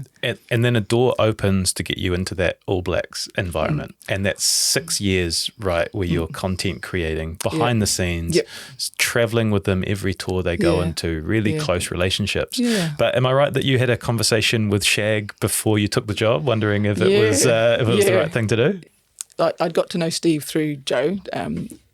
She was obviously like working with them, and so I'd kind of be invited in and around. They're a real family-based team, like under Steve and Ted and Smithy. So I was often invited into like some kind of post-match functions or things. So I kind of knew them. And then the job came up, and I'd been working for Adidas, doing stuff for Adidas. Being second shoot for Jo, and just learning a little bit of video stuff, because again that was right at the beginning of video, you know, and it was like shooting onto tapes and having to transcode. But again, it was a challenge. It was I was just curious, and you could learn how to do it. It was really cool. It was fun. And Adidas asked Jo. They said, "Oh, would you be interested in, you know, this is the next big thing, video, and we want that kind of behind the scenes content." And she's like, "Nah, no, I'm good." She's like, I've spent years learning my trade as a photographer, like, and I'm really good at it, and this is what I want to do. And I'm like, oh, I'll have a go. Like, I'll have a go. I'll do that. And it just seemed like a real cool technical challenge to me. So there were some of the guys around, the TV guys at the time, like I think he worked for TVNZ. I might have got that wrong. But I kind of asked his help, and like with bits and pieces, like, can you help me out with audio, and how do I get this, and how do I do this? And they were brilliant. They were really helpful, and learned lots of stuff. And I said to Addie, look, just give me, like, I'm going to get it wrong, you know, but just if you give me some time, some learning time, then I'll give it a go. And but yeah, we did really good. And then we ended up landing the Adidas Global contract, which was kind of put out. Randomly walked in the room, the guy we were pitching to, I'd coached speed training to in England as a sevens player. Really random aside thing, but he said, you can tell Jo to stop, you've got the contract. Yeah. And I was like, okay, that's cool. But so we went to Weet-Bix, was the guy before me. Like he'd kind of worked as the content creator behind with video and stuff, and he was leaving. So he knew I'd been doing stuff with the boys for Adidas. So he said, he put me forward. He said, you should apply. I'm leaving to go to TV. You should apply, and like, I think you got a really good chance. So he put me forward and went for an interview and got it. So it was really cool. I was like, oh my God. But Adidas were brilliant. They supported me, and like they bought all my first set of gear and everything, and to kind of help me get started because of the relationship that we'd built with the players previously, I think. Did you have any reservations going into that environment? No. It's rugby, not at all. My reservation was whether the coaches would be worried. So going back to your story, is I called Steve because I'd got to know him fairly well, and said, "Oh, look, I'm looking to go for Weet-Bix's, you know, position. So obviously it's all access, you know, and I'll be around all the time, right from changing room, you know, to like being at the hotel and everything all the time. Are you concerned, or would you have any worries? You know, me being female?" And he's like, "Oh, Georgie." Like, I don't think of you as a girl. I think of you as a rugby player. So I was like, okay. I'm like, should I be worried about that? Yeah. And he's like, oh, no, you know what I mean. So I was like, okay, cool. So like, I guess for him, he knew that I knew when to put the camera down. And that's the key thing. It's that trust. You understand a team, and you understand what is appropriate behind the scenes stuff and what's not appropriate to go out. And we used to do some great behind the scenes, like for players' eyes only films at the end of tour and stuff. Like, they were probably my favorite pieces, where we'd do all the offcuts and we would do some in-house stuff that was for entertainment when we were on the road, which Piri, CJ, they were very much a big part of that. And some of the stuff was brilliant. But we would just shoot it just for the team. We'd have a lot of fun. Ali Williams, this was one of your guests. We did a particularly good prank on Ted once. And that was heaps of fun. And it all got kind of naughty and fun and like really, but that kind of stuff like just doesn't go out. Like, and you know that being a team player and having played the game, like there are what goes on tour stays on tour kind of moments. It's an incredibly privileged position to be in. You are with one of the greatest, most successful teams ever. Yeah. What are you learning behind the scenes of leadership, of, I don't know, what are you seeing that you can talk about? The thing that struck me most, and I was super excited, obviously, from a rugby player's perspective, of suddenly being on the inside of this incredible like team, and everyone like, what's the secret sauce of the All Blacks? And it's really simple, bloody hard work and the basics. That's what just time and time and time again, watching those guys like Skax Marnonu, watching him. Sorry, I haven't thought about that nickname for a long, long time. Yeah, and like, watching him before training and after training, just going up and like if no one was there, like he'd just throw the ball against the post and he'd get further and further away. And watching him over those years, like being really close and being accurate, and then like years later, how far away he could do that, and him grabbing people, especially newbies, like, I need to train, come with me, we'll do some extra like throwing. Just the basics that people would do their extras, and not like once a week, every single day, just doing those absolute basics. And that's the secret sauce. Like it's really special, but really like bloody boring, like, but grind. And that's what, in those key moments under pressure, the amount of times, if you look back on Skax's games particularly, I use it as an example because that's one that's stuck with me. And he's made those big passes in pressure moments, like where he's under physical pressure, and he gets it. Like he gets it out there, and he gets it to his player with precision, because he's put in hours and hours, tens of thousands of hours of that simple stuff. Did that speak to you because one of your traits was hard work?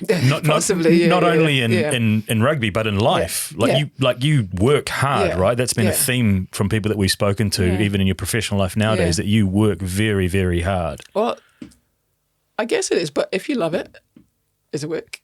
Like, sometimes it is hard, but if you love what you're doing, then it is easier. I'm not saying it doesn't make it, it's not some nights you're like, oh God, what am I doing this for? But if you really love something and you're passionate about it, it's so much easier, and you want to do it. You put the kids to bed, and I'm like, oh, like I just want to find out how to. I've got a new even now, I just want to check out that function on the camera. Like, how can I make that work better? I know, or this has just been updated. Like, make sure I update my firmware. Kids are in bed. I'll just sit and learn that and do that for an hour, because it's fun. Because it's like you're curious about it, and it's like, what can I do with it? And sometimes it leads to nowhere, and in other times it leads to somewhere. So but the journey, and I guess that's what I really enjoyed. I discovered that I actually really enjoy training. Lots of athletes don't seem to. But man, I loved the journey. I loved getting up and training every day. I loved getting up and training 5 or 6 hours a day. What a privilege. What an amazing thing to be able to get to do, and really find where your edge is and find out what you're good at. I remember when we first got professional S&C support, we were given menus for training, and we could like select X amount of menus. And there was a typo in one of the repeats. So we were supposed to do 14 repeats on this one particular multi-sprint exercise, and it said 44. So I was training, there was 2 of us training together, and we got to 40 and absolutely vomited everywhere. And I was like, but like, I really trust these guys. Like, why can't I do it? So we did it, and I was one short. I was gutted. So I got to 43, and I went back, and I remember it was the guys from Loughborough University, Dr. Paul Cherry and Rex Hazeldine, like two real famous names out of Loughborough University. And I was like, this one, like, all these are looking great. These are really cool. But what happened? Like, I just couldn't get it. Like, and normally I could do things and I'd do a couple of extras. And I was just like, I just couldn't get it. And they're like, oh my God, that's a typo. That should be 14. So I was like, man, okay. So I thought about it. And then we were in camp. And this was this particular group I said I loved, of that particular Middle England group. I went back in and said, oh, how did everyone find that session? Like how'd you go? And it's like, some people say, oh, no, I haven't done it. And a couple of people are like, oh, yeah. Oh, I did it. Oh, yeah, it was all right. I'm like, okay, meeting time. It's like, liars. Call to action. Like, we are here. We make a choice. We like, and then doing the big thing. It's like, if you don't want to be here, just go and pick a different sport. Go and do a different thing. But we're here for we want this. Like, don't bullshit. Do the job, or somebody else should have found that as well as me. Yeah. So it was a really good call to action. I remember being a real pivotal moment in that particular team, where myself and the other player, we could go in and we called them and said, like, that wasn't possible. It was a typo. So yeah. These lessons are going to link up with the TDF stuff you do, but before we get to that, there's another big sort of stumbling block in your story, which fosters more resilience, however you want to frame it. But can you this is Ovarian Cancer Month, yes, when we're recording this, and this put a sort of a 5-year cloud over your life, and I think the initial diagnosis was that you had months. Can you take us back to that? I don't remember that diagnosis, because I was pretty I was in a lot of pain, so I'd been given some pretty hefty painkillers. So I have very little memory of that initial diagnosis. Jo does, unfortunately for her. That's a pretty tough thing she had to go through. I knew it wasn't good, but basically I was in pain. There'd been a number of issues, like I had abdomen pain, and there were I suddenly came out in a rash all over my body. I had joint pains, and then lots of other things. That I say about ovarian cancer that all seem that like a doctor just. One doctor I went to and I said I had back pain and joint pain, and he said, oh, you've just got a muscle pull, dear. Do you know what that is? I'm like, oh. I knew something was wrong. Like, I really knew. And fortunately, I've got an amazing GP, and she said, like, I'm just going to put you in hospital for 2 days and get every test that we can. And unfortunately, they missed it, and they did like 2 days full of testing. They missed it, but it was super aggressive. So by the time following week, I went down to Christchurch to visit family, and then I basically was in massive pain, bowling over. I thought I was going to be sick, like all the time, just doubled over in pain. When I arrived at A&E, they thought I was drunk, because I was pretty incoherent.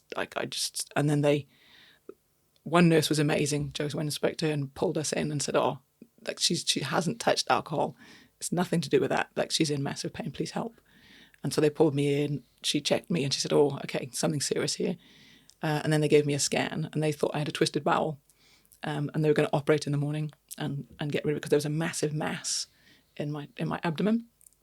And then they gave me huge painkillers, and that's kind of the last clarity I had for a while. And I was like, oh, I could sleep. It was really cool. I woke up in the morning, and Jo had gone back to look after the kids and was coming in.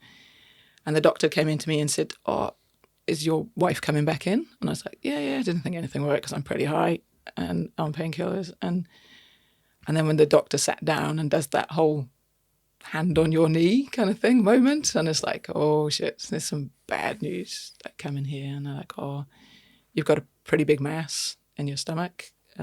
We need to operate on it, and we think it may be cancerous. And that's all they kind of knew at the time. So then I was transferred up to Auckland. Amazing surgical team, surgeon called Nim, a real young gun surgeon. She was incredible. She had pretty much an all-female team, actually. They were like shit hot, awesome group. And they just made me feel so confident that they could get it. And she said, look, I think I can remove it all, because it's one mass, but we had to wait a week to clear the whole day, because it was going to be a long thing. So by the time we came back, it had grown in the 6 days. like physically grown. You could see the mass, and they'd done a scan on it, and the mass had taken up half the space in my abdomen. So it was like all the other organs were like jammed, like in half the space. So that's why I was in pain all the time. So if I ate something, there just wasn't any space. Or if I wanted to go for a wee, like I'd have this, like I had to wee, like then. And that's one of the big signs of ovarian cancer. And people don't know about it. Most women don't know. I had no idea. Like, why? To go down to some detail, I'm like, but I've had I've done all the things I'm supposed to do. And they're like, yeah, it doesn't get picked up. So I had a surgery, 8-hour surgery, and I got a vague memory of kind of waking up in the after room, and the surgeon, she looked knackered. Like, I just remember thinking, geez, she looks real tired. And she said, I think I've got it all. Like, but basically I'd given her permission to just take out whatever had been touched, and we'd deal with it, just get it out. And then there was a period of time, because it was like a full zipper operation, so it was like full length of torso. Well, they took out the 30-centimetre tumour. Oh, shit. And I said, I'm quite a visual person, and can you take a photo of it for me?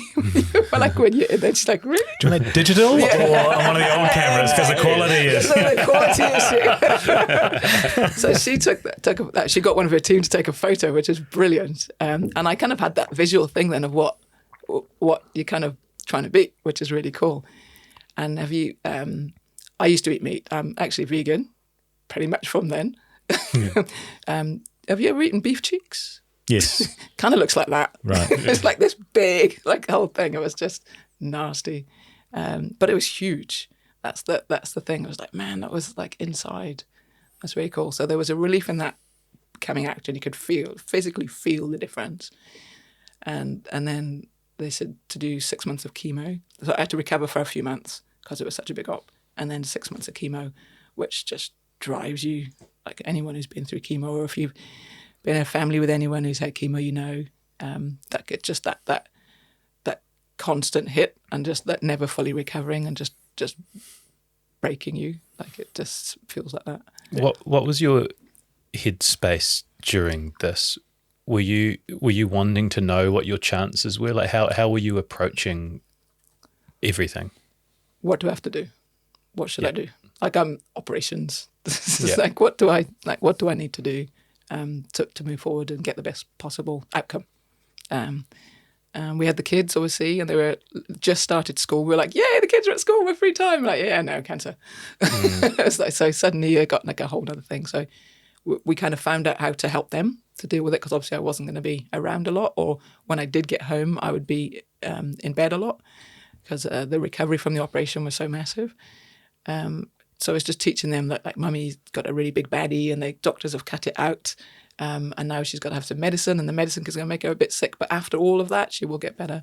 And they were amazing. Like, now they ask questions about it, actually, and they were an incredible part of it. So it's staying strong for them, and trying to stay strong for Jo as well was really cool, because it's really tough on a partner or a family, because you're really focused, like, this is what I need to do.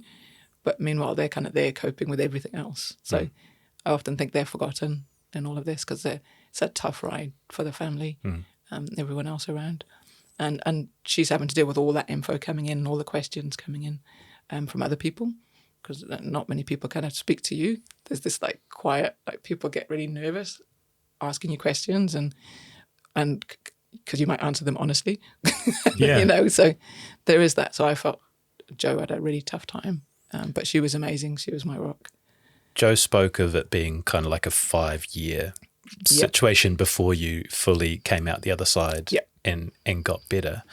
I wondered, when you come face to face with your mortality and you are, wondering if you're going to make it out, how, when you do, it changes your outlook on life. And have you changed since then? And what has changed? 100%. I think anyone who's been through any kind of trauma like that, like, I think you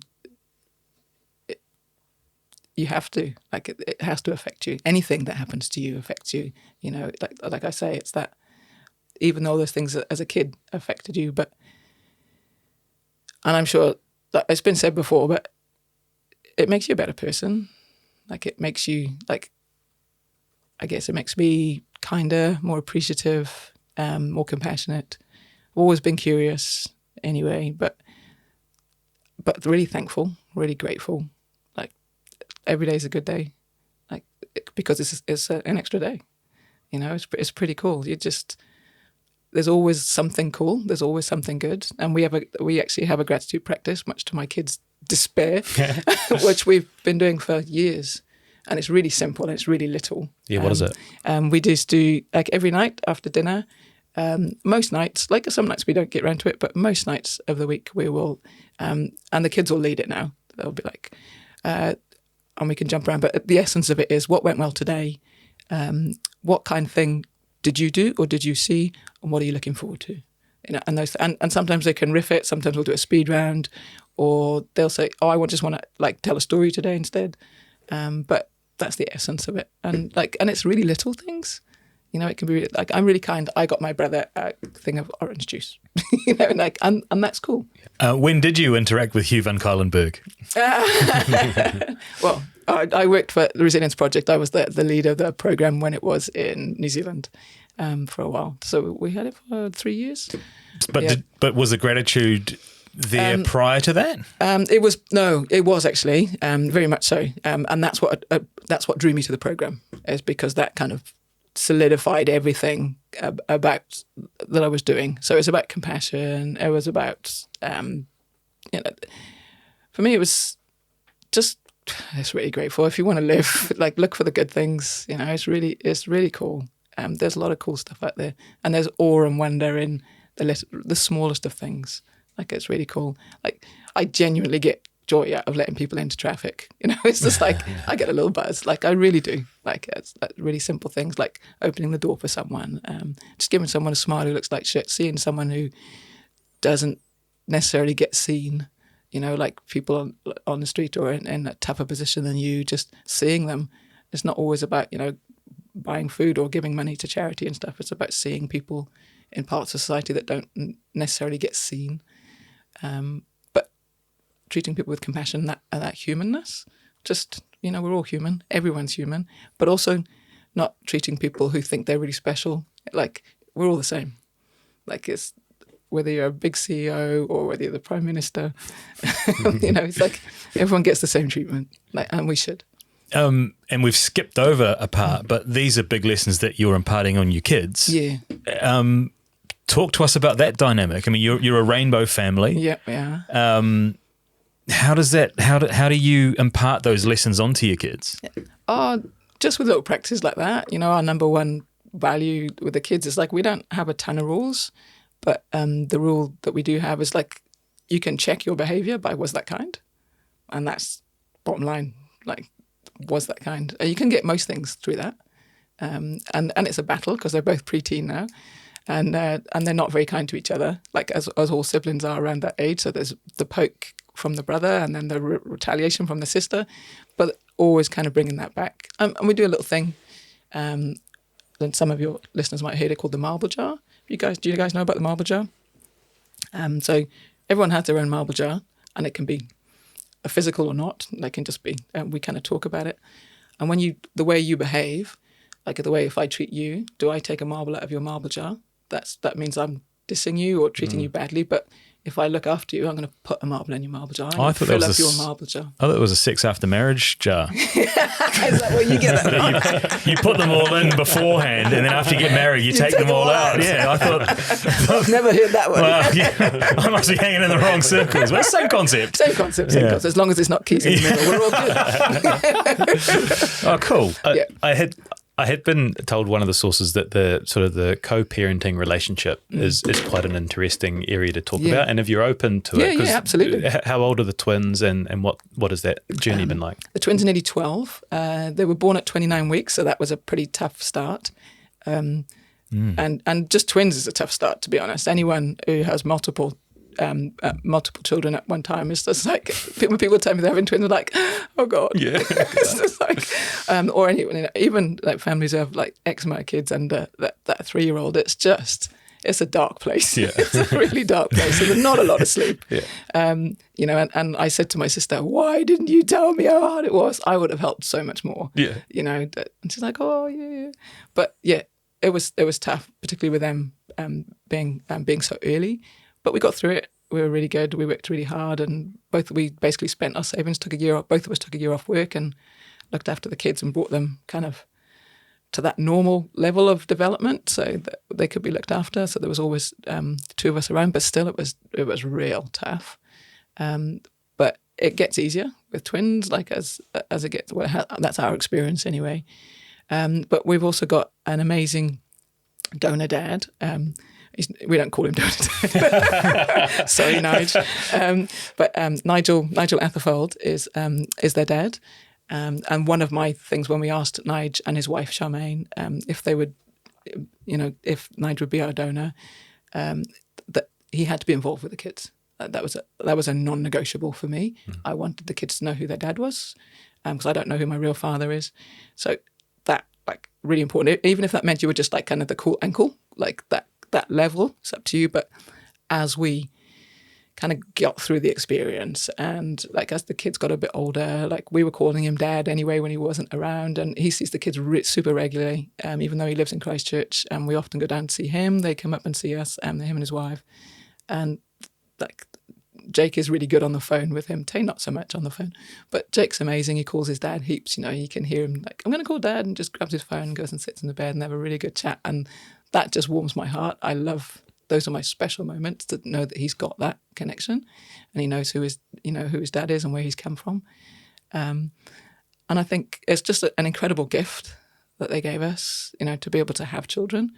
20 years ago, we couldn't have done something like this. It would have been much tougher as a family. And just do normal things like have a family, just be a parent. Which, there are times I question that decision. Just because it's as any parent knows, it's the same thing. But we've had, as a rainbow family in New Zealand, we've just had the most incredible experience. We've just been looked after and treated so well. And even doing that hospital, scenario where we were pretty much in and out of the hospital for the last 3 months. The staff were incredible. Everyone treated us with such respect and dignity and care and love. And it's been the same at schools. And there's been some funny moments, and it's asked if I'm the neighbour or if, I'm the nanny, all that kind of stuff, which is fine because I'm not birth mum, Jo's birth mum. But yeah, they've got 4 parents, really. We've got this lovely inner group of 4 people. Obviously Jo and I are the key kind of day-to-day parents, but there's always that, I'm going to go and talk to dad. I'm like, yeah, cool. It's great outlet. And the more kids they've got to love them, the more people they've got to love them, the better, eh? Why not? I know there are a few people who have asked me, don't I find that really worrying or that it's a pressure because of Nige? But I love Nigel to pieces. I think he is one of the most amazing men I've ever met. And that's the place I tear up.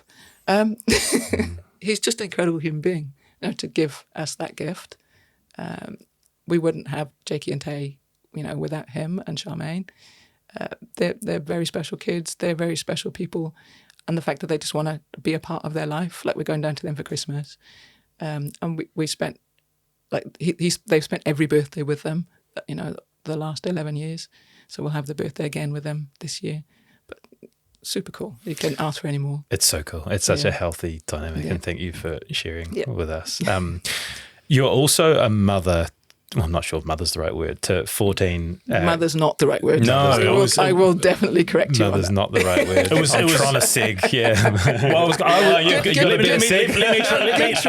Let me try the better segue. Your accumulated experiences put you in a fantastic position in your role as scholarship manager. Scholarship manager? Yes. Scholarship manager at the Tania Dalton Foundation, where you are responsible annually, I think, for 12 scholarship recipients, this year 14, thanks to the kind donation of Rebel Sport. Yeah. What an incredible role model you would be to these young women. But do they, given your nature, appreciate some of the levels of the story that we've been through? No, Dwayne makes me tell things all the time, but not really. And it's not that important, because I'm kind of looking after them, but I'm bringing in key speakers and facilitators and building a program for them over their 3 years with the foundation of other people that can help them. And they get to know me and they get to know what my values are as we go through. And hopefully I have that impact to them, even if I have one moment of impact on them. But there's so many other people we bring in. We had recently we had an incredible informal dinner with Dame Valerie Adams. And that was just to watch the girls there and what lots of our girls looking up to her. And she was so honest about her story. It was beautiful to watch the girls go, oh my God, she's done that. It's exactly what we're talking about. They can see their path. They can see it steps away. They can see themselves in her. And Dame Valerie, she was the same. She said, I can see a lot of these girls. I can see myself in a lot of the girls. Is it the same for you? Yes, yeah, very much so. Some of the girls, particularly, not all of them, and then some of the girls have blown me away in different sports that I've not really had much knowledge in, because we work across 16 different sports at the moment, and our triathlete Hayley Cornwall, who's a young girl, she's just about to go to Junior Worlds. Her tenacity is just mind blowing. I'm in awe of her, and and the way some of the things some of our girls have been through. I'm absolutely in awe of them, and how they've come through and how their resilience, and what they push through. One of the girls, she's through the program now, and she was one of 12 kids. And I was like, what number are you? She said, I don't really know. I said, well, how did you? And I actually went to their home because we were dispersing some balls and they had them there. So, and a really modest, small home. I was like, how on earth do they have 12 kids living there? And such a loving family. And all of them play sport, just incredible, great kids. And if I can help in some way, the way I kind of work with them, I'm not soft, I'll say that, but I care about them so much. I care about them in a huge amount, and I care that they get opportunity to meet someone who buzzes them, and it might be, and it might be someone who teaches them about communication. It might be someone who teaches them about youth leadership and how leadership can work differently and look different. You can be the quiet leader. It doesn't have to come from my experience, but if I can pull different people and facilitators to kind of show that and have workshops on that, and there's a plethora of that in New Zealand. They're amazing. And we try to have female presenters as much as possible. There are amazing women in New Zealand, and we can bring them through our program, and we bring them through the Tania Dalton Foundation, because Tania left such an incredible legacy that she, that people are quite happy to kind of give of their time, or we get grants to bring in facilitators, who do paid workshops. We just do an incredible program for them, and that's what the girls need to know. One of the things that Jeanette Payne said, is the GM, that you have a really good temperature check on understanding what might be required at a specific time. Is that just is that a gut thing, or are you monitoring trends about what's happening, or what? Instinct. Some things never change, really. I guess it's I'm still a huge women's sports fan. Our house, the TV is pretty much non-stop sport. like Olympics, rugby, whether it's rugby's obviously number one. Basketball, cricket, everything is shown in our house. All sports shown. Athletics is a particular love of mine that I've always followed. And now the kids are really, after watching Sprint, the kids are now understand all of the kind of global thing of that. So sport is, I've lost my trend where I was going with that. Trends. Okay. So the essence of sport is the same. And again, this is another thing that I kind of learned from Ted as well, and watching that All Black thing, is his thing was always, if he could build a good man, he built a good player. And that's, if you build a good person, you're good at your sport, because you're a good, well-rounded person. And well-being's become to the forefront now, and that was just not a done thing, or even talked about thing back in the day. But it's really important. If our kids are healthy and they have a good sense of self and self-esteem, then they're in. They become good athletes. So my philosophy is just finding people, can you communicate well? What does that look like for an athlete? Can you communicate with your parents about how you're feeling? Can you communicate with your coach? Because you might not be being picked. So if I can ask an individual, like a triathlete, to speak to a rugby player, and the rugby player says, I wouldn't talk to my coach. Geez, like they might drop me. And the triathlete's like, well, how do you know what they're thinking? And you're like, oh, yeah, so go and ask them. And then, oh man, I went and spoke to my coach and they said I needed to work on this and this. And now I'm working on it and I've got a good chance of getting picked. Those are little key moments and understanding and just listening to the girls and listening to what's happening in their environments when they're together, talking to them, asking them questions on a really social level and finding out what they need. And not every group's the same. We don't give the same to every single group. So one group was the COVID group, and they particularly needed help with communication was one of the things I talked about, because they had a whole patch time where they didn't have to do that. And they're not as good at it as the other groups, So, and we went right back to the basics of communication, like right down to why we communicate, But we haven't done that with the other groups because we haven't needed to. We'll kind of just do a communication module in something else. I want to bring in Dwayne's voice because I asked him what you're like in this space. So his observations. He said, Georgie is incredibly humble. She never seeks the limelight, but her actions shine brighter than any publicity. She's immensely proud of her scholarship girls and celebrates their success like it's her own, but also battles when they don't rise to the expectations we set. She takes it personally at times. What Georgie won't do, though, is do it for them. She understands what it takes to be the best and to be a beacon of hope for others, and so she sets high standards. Georgie is also not afraid of putting the TDF team outside their comfort zone and often starts our whips with small games or challenges, many of which are to do with gratitude, mindfulness and empathy. She makes us understand what we do matters and that we should push ourselves while also being kind to ourselves. What are some examples, if you're able to share, of the way that you would challenge them in these small groups? Oh, really little things. Again, they're all small practices, and it kind of depends where I am that week or, what I've come up with. It's just making Dwayne get in touch with his feelings. That's always quite fun. And watching him squirm a little. Just like exploring, like even just pulling out an emotions chart, and like digging down, like, so you feel sad. And there's that whole beautiful ring of emotions. And so what does sad, so what are all the other words we can use for sad? So let's talk about an emotion you felt this week. Can you describe it better? So, because if you can name it, you can tame it in terms of emotions, and also talking about, but also experiencing them and noticing them. It's really important that you acknowledge your emotions, because that makes us happier human beings. And that's something I'd even do with the kids. So that's kind of across the board. Everyone that kind of comes into my sphere kind of gets the brunt of that. But it's great, my little boy, like Jakey, he'd be like, I'm really angry because so-and-so did this at school. And when he can talk like that, I can accept his rage. Like I can deal with his rage because it's like he's able to talk about it. He's able to name it. He's able to say why he's angry. And then I can say to him, do you want a cuddle? And we have a cuddle. And I can say to him, this is not Dwayne, by the way, just to clarify. But we kind of do the adult version with those guys.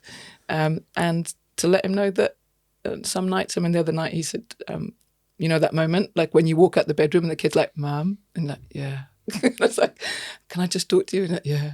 It's like, okay, I really just want to go and sit down. It's like, I'm trying to listen. But and he's like, I feel really sad today. Any reason? Anything bothering you? No. Sometimes we have days like that. And that's okay. It's really normal. We have days and we don't have to know why. So, but the good thing is, it'll be gone tomorrow. It's temporary. It never lasts forever. Even when we're super happy, even that doesn't last forever.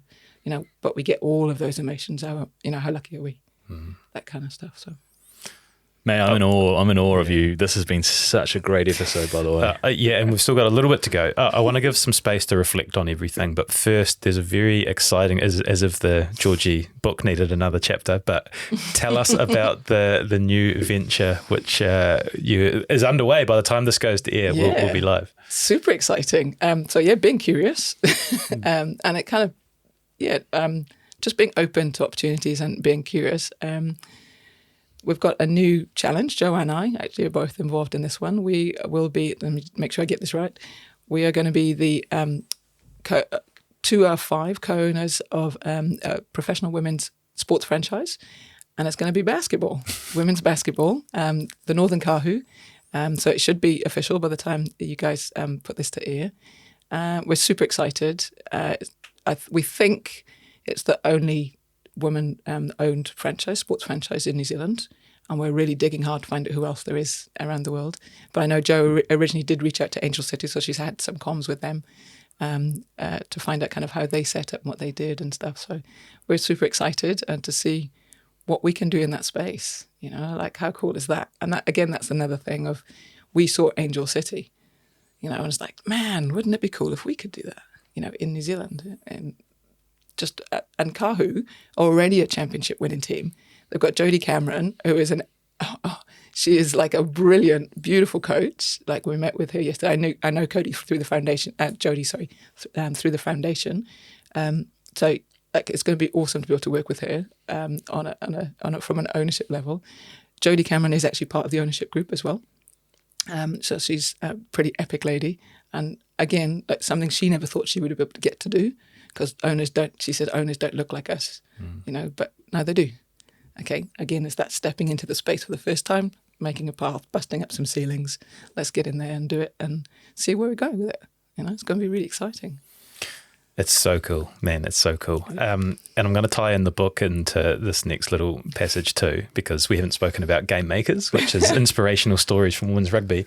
But I do want to start to use this, and I'm going to start to bring us towards the end of reflecting on everything we've spoken about, because I think the thing that stands out to me is that the upbringing that you described and the things that you went through, you could easily create a woe is me type storyline from it, but instead you haven't, right? It's just, that's what's happened. That's my reality.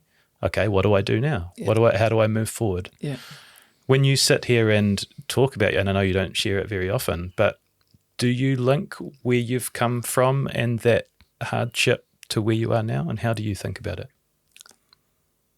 I think about it, you've got to go through hard things. We all go through hard things. Everyone does, and it's at a different level, but there's no person in the world who hasn't gone through hard things, and I've learnt that over time. I always used to think, when you're a little kid and you don't have any money, you always think that money's the thing that's going to make it better. But actually, people with money go through really hard things. We all do as human beings, and everyone has their journey to walk. But it makes you who you are. Like, if you don't go through hard things, I think, geez, boring. Like, maybe a few less hard things would have been nicer, but but it is who I am, and I wouldn't change who I am. And that's another thing, having come through cancer, you really look at yourself very hard, and you kind of make that decision. It's like, who do I want to be? Like, I get a second chance, and what kind of person do I want to be? What kind of person do I want to be for my kids? So as a parent, that kind of challenges you as well. So, what kind of wife do I want to be? What kind of role model do I want to be? How do I want to live each day? All of those things are super important, and none of that would be as it is if I didn't go through all those things. And I kind of like me. I'm okay. I like you do. You sort of used the word inspirational, and is that sort of the thought behind the Game Makers, is that you want to tell other women's inspirational stories, and to do it with Jo must have been pretty special. That was really cool. Our Game Makers book, we're super proud of, actually. The seed of it, met so many awesome projects happened in COVID. But a really good friend of mine, she passed away in America, Kathy, and she was the world kind of lit up because everyone's at home, all started telling stories from all the different nations of Kathy's experiences. And Jo said, "Man, I've heard some of these stories." And obviously as you get through that, obviously all the stories kind of get old as you've been together. We've been together 20 years, so it's like, oh, I haven't heard some of these stories. Where have these come from? And I said, there's so many stories out there like this in our game, and women's sports stories don't get recorded. They just don't. And I don't know why or anything, but it's well, we could do it. What's our version? We could at least give an offering. So we just started collecting. So we didn't know what we were going to do with them to start with. So we just started calling people, interviewing people, Zooming people, and just getting stories. One of the ones we went into is in South Africa, and the girl there was amazing. I was just like, oh my God, I want to put my boots back on. The end of it. It was just amazing. She was just so Mandisa. And she she just inspired me. It's like I'd quite happily have gone out and started and played rugby right there and then. You know, she was just incredible. And to hear everyone's stories were just similar but different. But that story of perseverance, of just wanting to play sport, of wanting to play rugby, and all the different ways people found around, and the amount of barriers that got put in front of women who wanted to play rugby is just incredible, and it's worldwide. You know, there's a lovely story in there of how our women's rugby started in Japan, and all the mums that like came out, and I love this story. So you're just sitting on the sideline, you can imagine they're all really petite, beautiful Japanese women watching their sons play rugby. Oh, that looks kind of fun. And we should play as human beings, you know, and obviously called them, and they would like, go off and play. And man, they were given so much. They were given heaps, like absolutely, like they were like awful, they were shameful, all that kind of thing. And do you know what they went? Tough. We're going to do it anyway. And I love that, you know, but that's mirrored across so many cultures, so many countries. You know, New Zealand, in a sense, they're incredibly lucky to have someone like Laurie O'Reilly who just championed it because he was so high up and well thought of in rugby anyway. So I don't think New Zealand quite had that level of stuff to have to get through. And New Zealand's a pretty liberal place, to be honest. It's a great place to live. It really attracts me in that sense. And I was drawn here from the very first time I came here. I was like, I'm going to live there one day. You know, so New Zealand's pretty cool like that. They don't have quite that level of toughness. But yeah, the stories in there are really cool. Like each and every, like I think we did 52 stories in the end. We had like on our big sheet, we had over 200 names, and we're like, okay, we have to stop because we have to like pick, like, because we can't, like, we were trying to find out how many we could get to go, like, eventually, like, we're going to go in a book, like how many we can get in the book kind of thing, and before it became an encyclopedia and like all that kind of thing. So yeah, it's our humble offering of our stories, and they're too short, they're shortened version, you know, and they should be longer, and some of them deserve more kudos and more praise for what they've done. But hopefully it started conversations in lots of places. And there's still, one of those books could be written in every sport, like in every women's sport pretty much, across the globe. And there's a franchise opportunity there if somebody wanted to take it. But the stories are cool. Like the stories of all those kind of, and you sit down, it's like you'd want to sit in a bar with a mate, and you like they bring a friend in and say, "Oh, how did you start?" And that's kind of what they're very conversational, and it's very much about like this is how we started, you know. So they're pretty cool. I love it. I'm going to end with some quotes from Jo, but before we do, I want to just give you a bit of space because she seems like I've only spoken to her once. She seems like a rock star. Like she's amazing across so many things. So tell us about Jo and what she means to you. She's just a rock star. She really is. But also she's my rock. You know, and I always said that to her. She, right from the beginning, like I find it really hard to put into words what she does. Really, she just amazes me. She drove the whole Kahu basketball thing, for example, like our newest activity. But she drove it. She came up with the idea, and then she's just like this nuggety little dog. Does not let it go. She has been like. She just goes after things. And if there's a block, she'll find a different way. It's like, oh, no, you can't do that. She's like, okay. So it was really similar with the All Blacks job. Well, you can't do that. Well, let's create a job then. You know, and she'll find a way of doing it. I mean, she originally went and pitched that she wanted to go and get sponsorship for them. And it's like, actually, and they were like, oh, no, not sure we can do this. It's like, okay, let's just own it then. Like, if we own it, then we can go and get the sponsorship. And she's pulled in 400 grand of sponsorship, of investment that's going to go into Kahu this year. Amazing. You know, and so she's like, she finds a way. You know, it's really cool. And she often says that's how she got to know me and how we ended up on our first date. She said she saw me on TV and was like, uh-oh, I'm in trouble. And she said, I'm going to find a way. She's incredible. Love it. Okay, so here is Jo on Georgie. I think she just has incredible resilience and ability to just accept things as what they are and work out how she's going to move on. If you look at her childhood, for example, so many people I know would use their childhood as an excuse for not achieving, or even other people use it as a motivation. Oh, I had a bad childhood, thus this is what I'm doing. But she didn't. She just goes, my childhood is part of who I am. You know, transformed me. And because of that, now I get to do X, Y, and Z. I really love that attitude. She doesn't use excuses at all. She just gets on and gets up again, falls down, gets up again. She's the most resilient person I've ever met by far. And she's also a real natural leader. People just follow her with whatever she does. She doesn't speak much. And I guess it's that kind of silent leader. So when she does speak, everyone listens to her. She's super inspiring. I'm going to pass over to the big man. I see him taking some notes. So I wrote two words. I wrote 2 words. Yeah, that last paragraph, when she does speak, everyone listens. I've hung off your every word today. I know it's probably not easy to go back to some of those places and to talk to some of those places, but I think, as Stephen said, there'll be people that listen to this that something in that journey will resonate with them, and it'll either give them a little beacon of hope to grasp onto or a lighthouse to charge towards.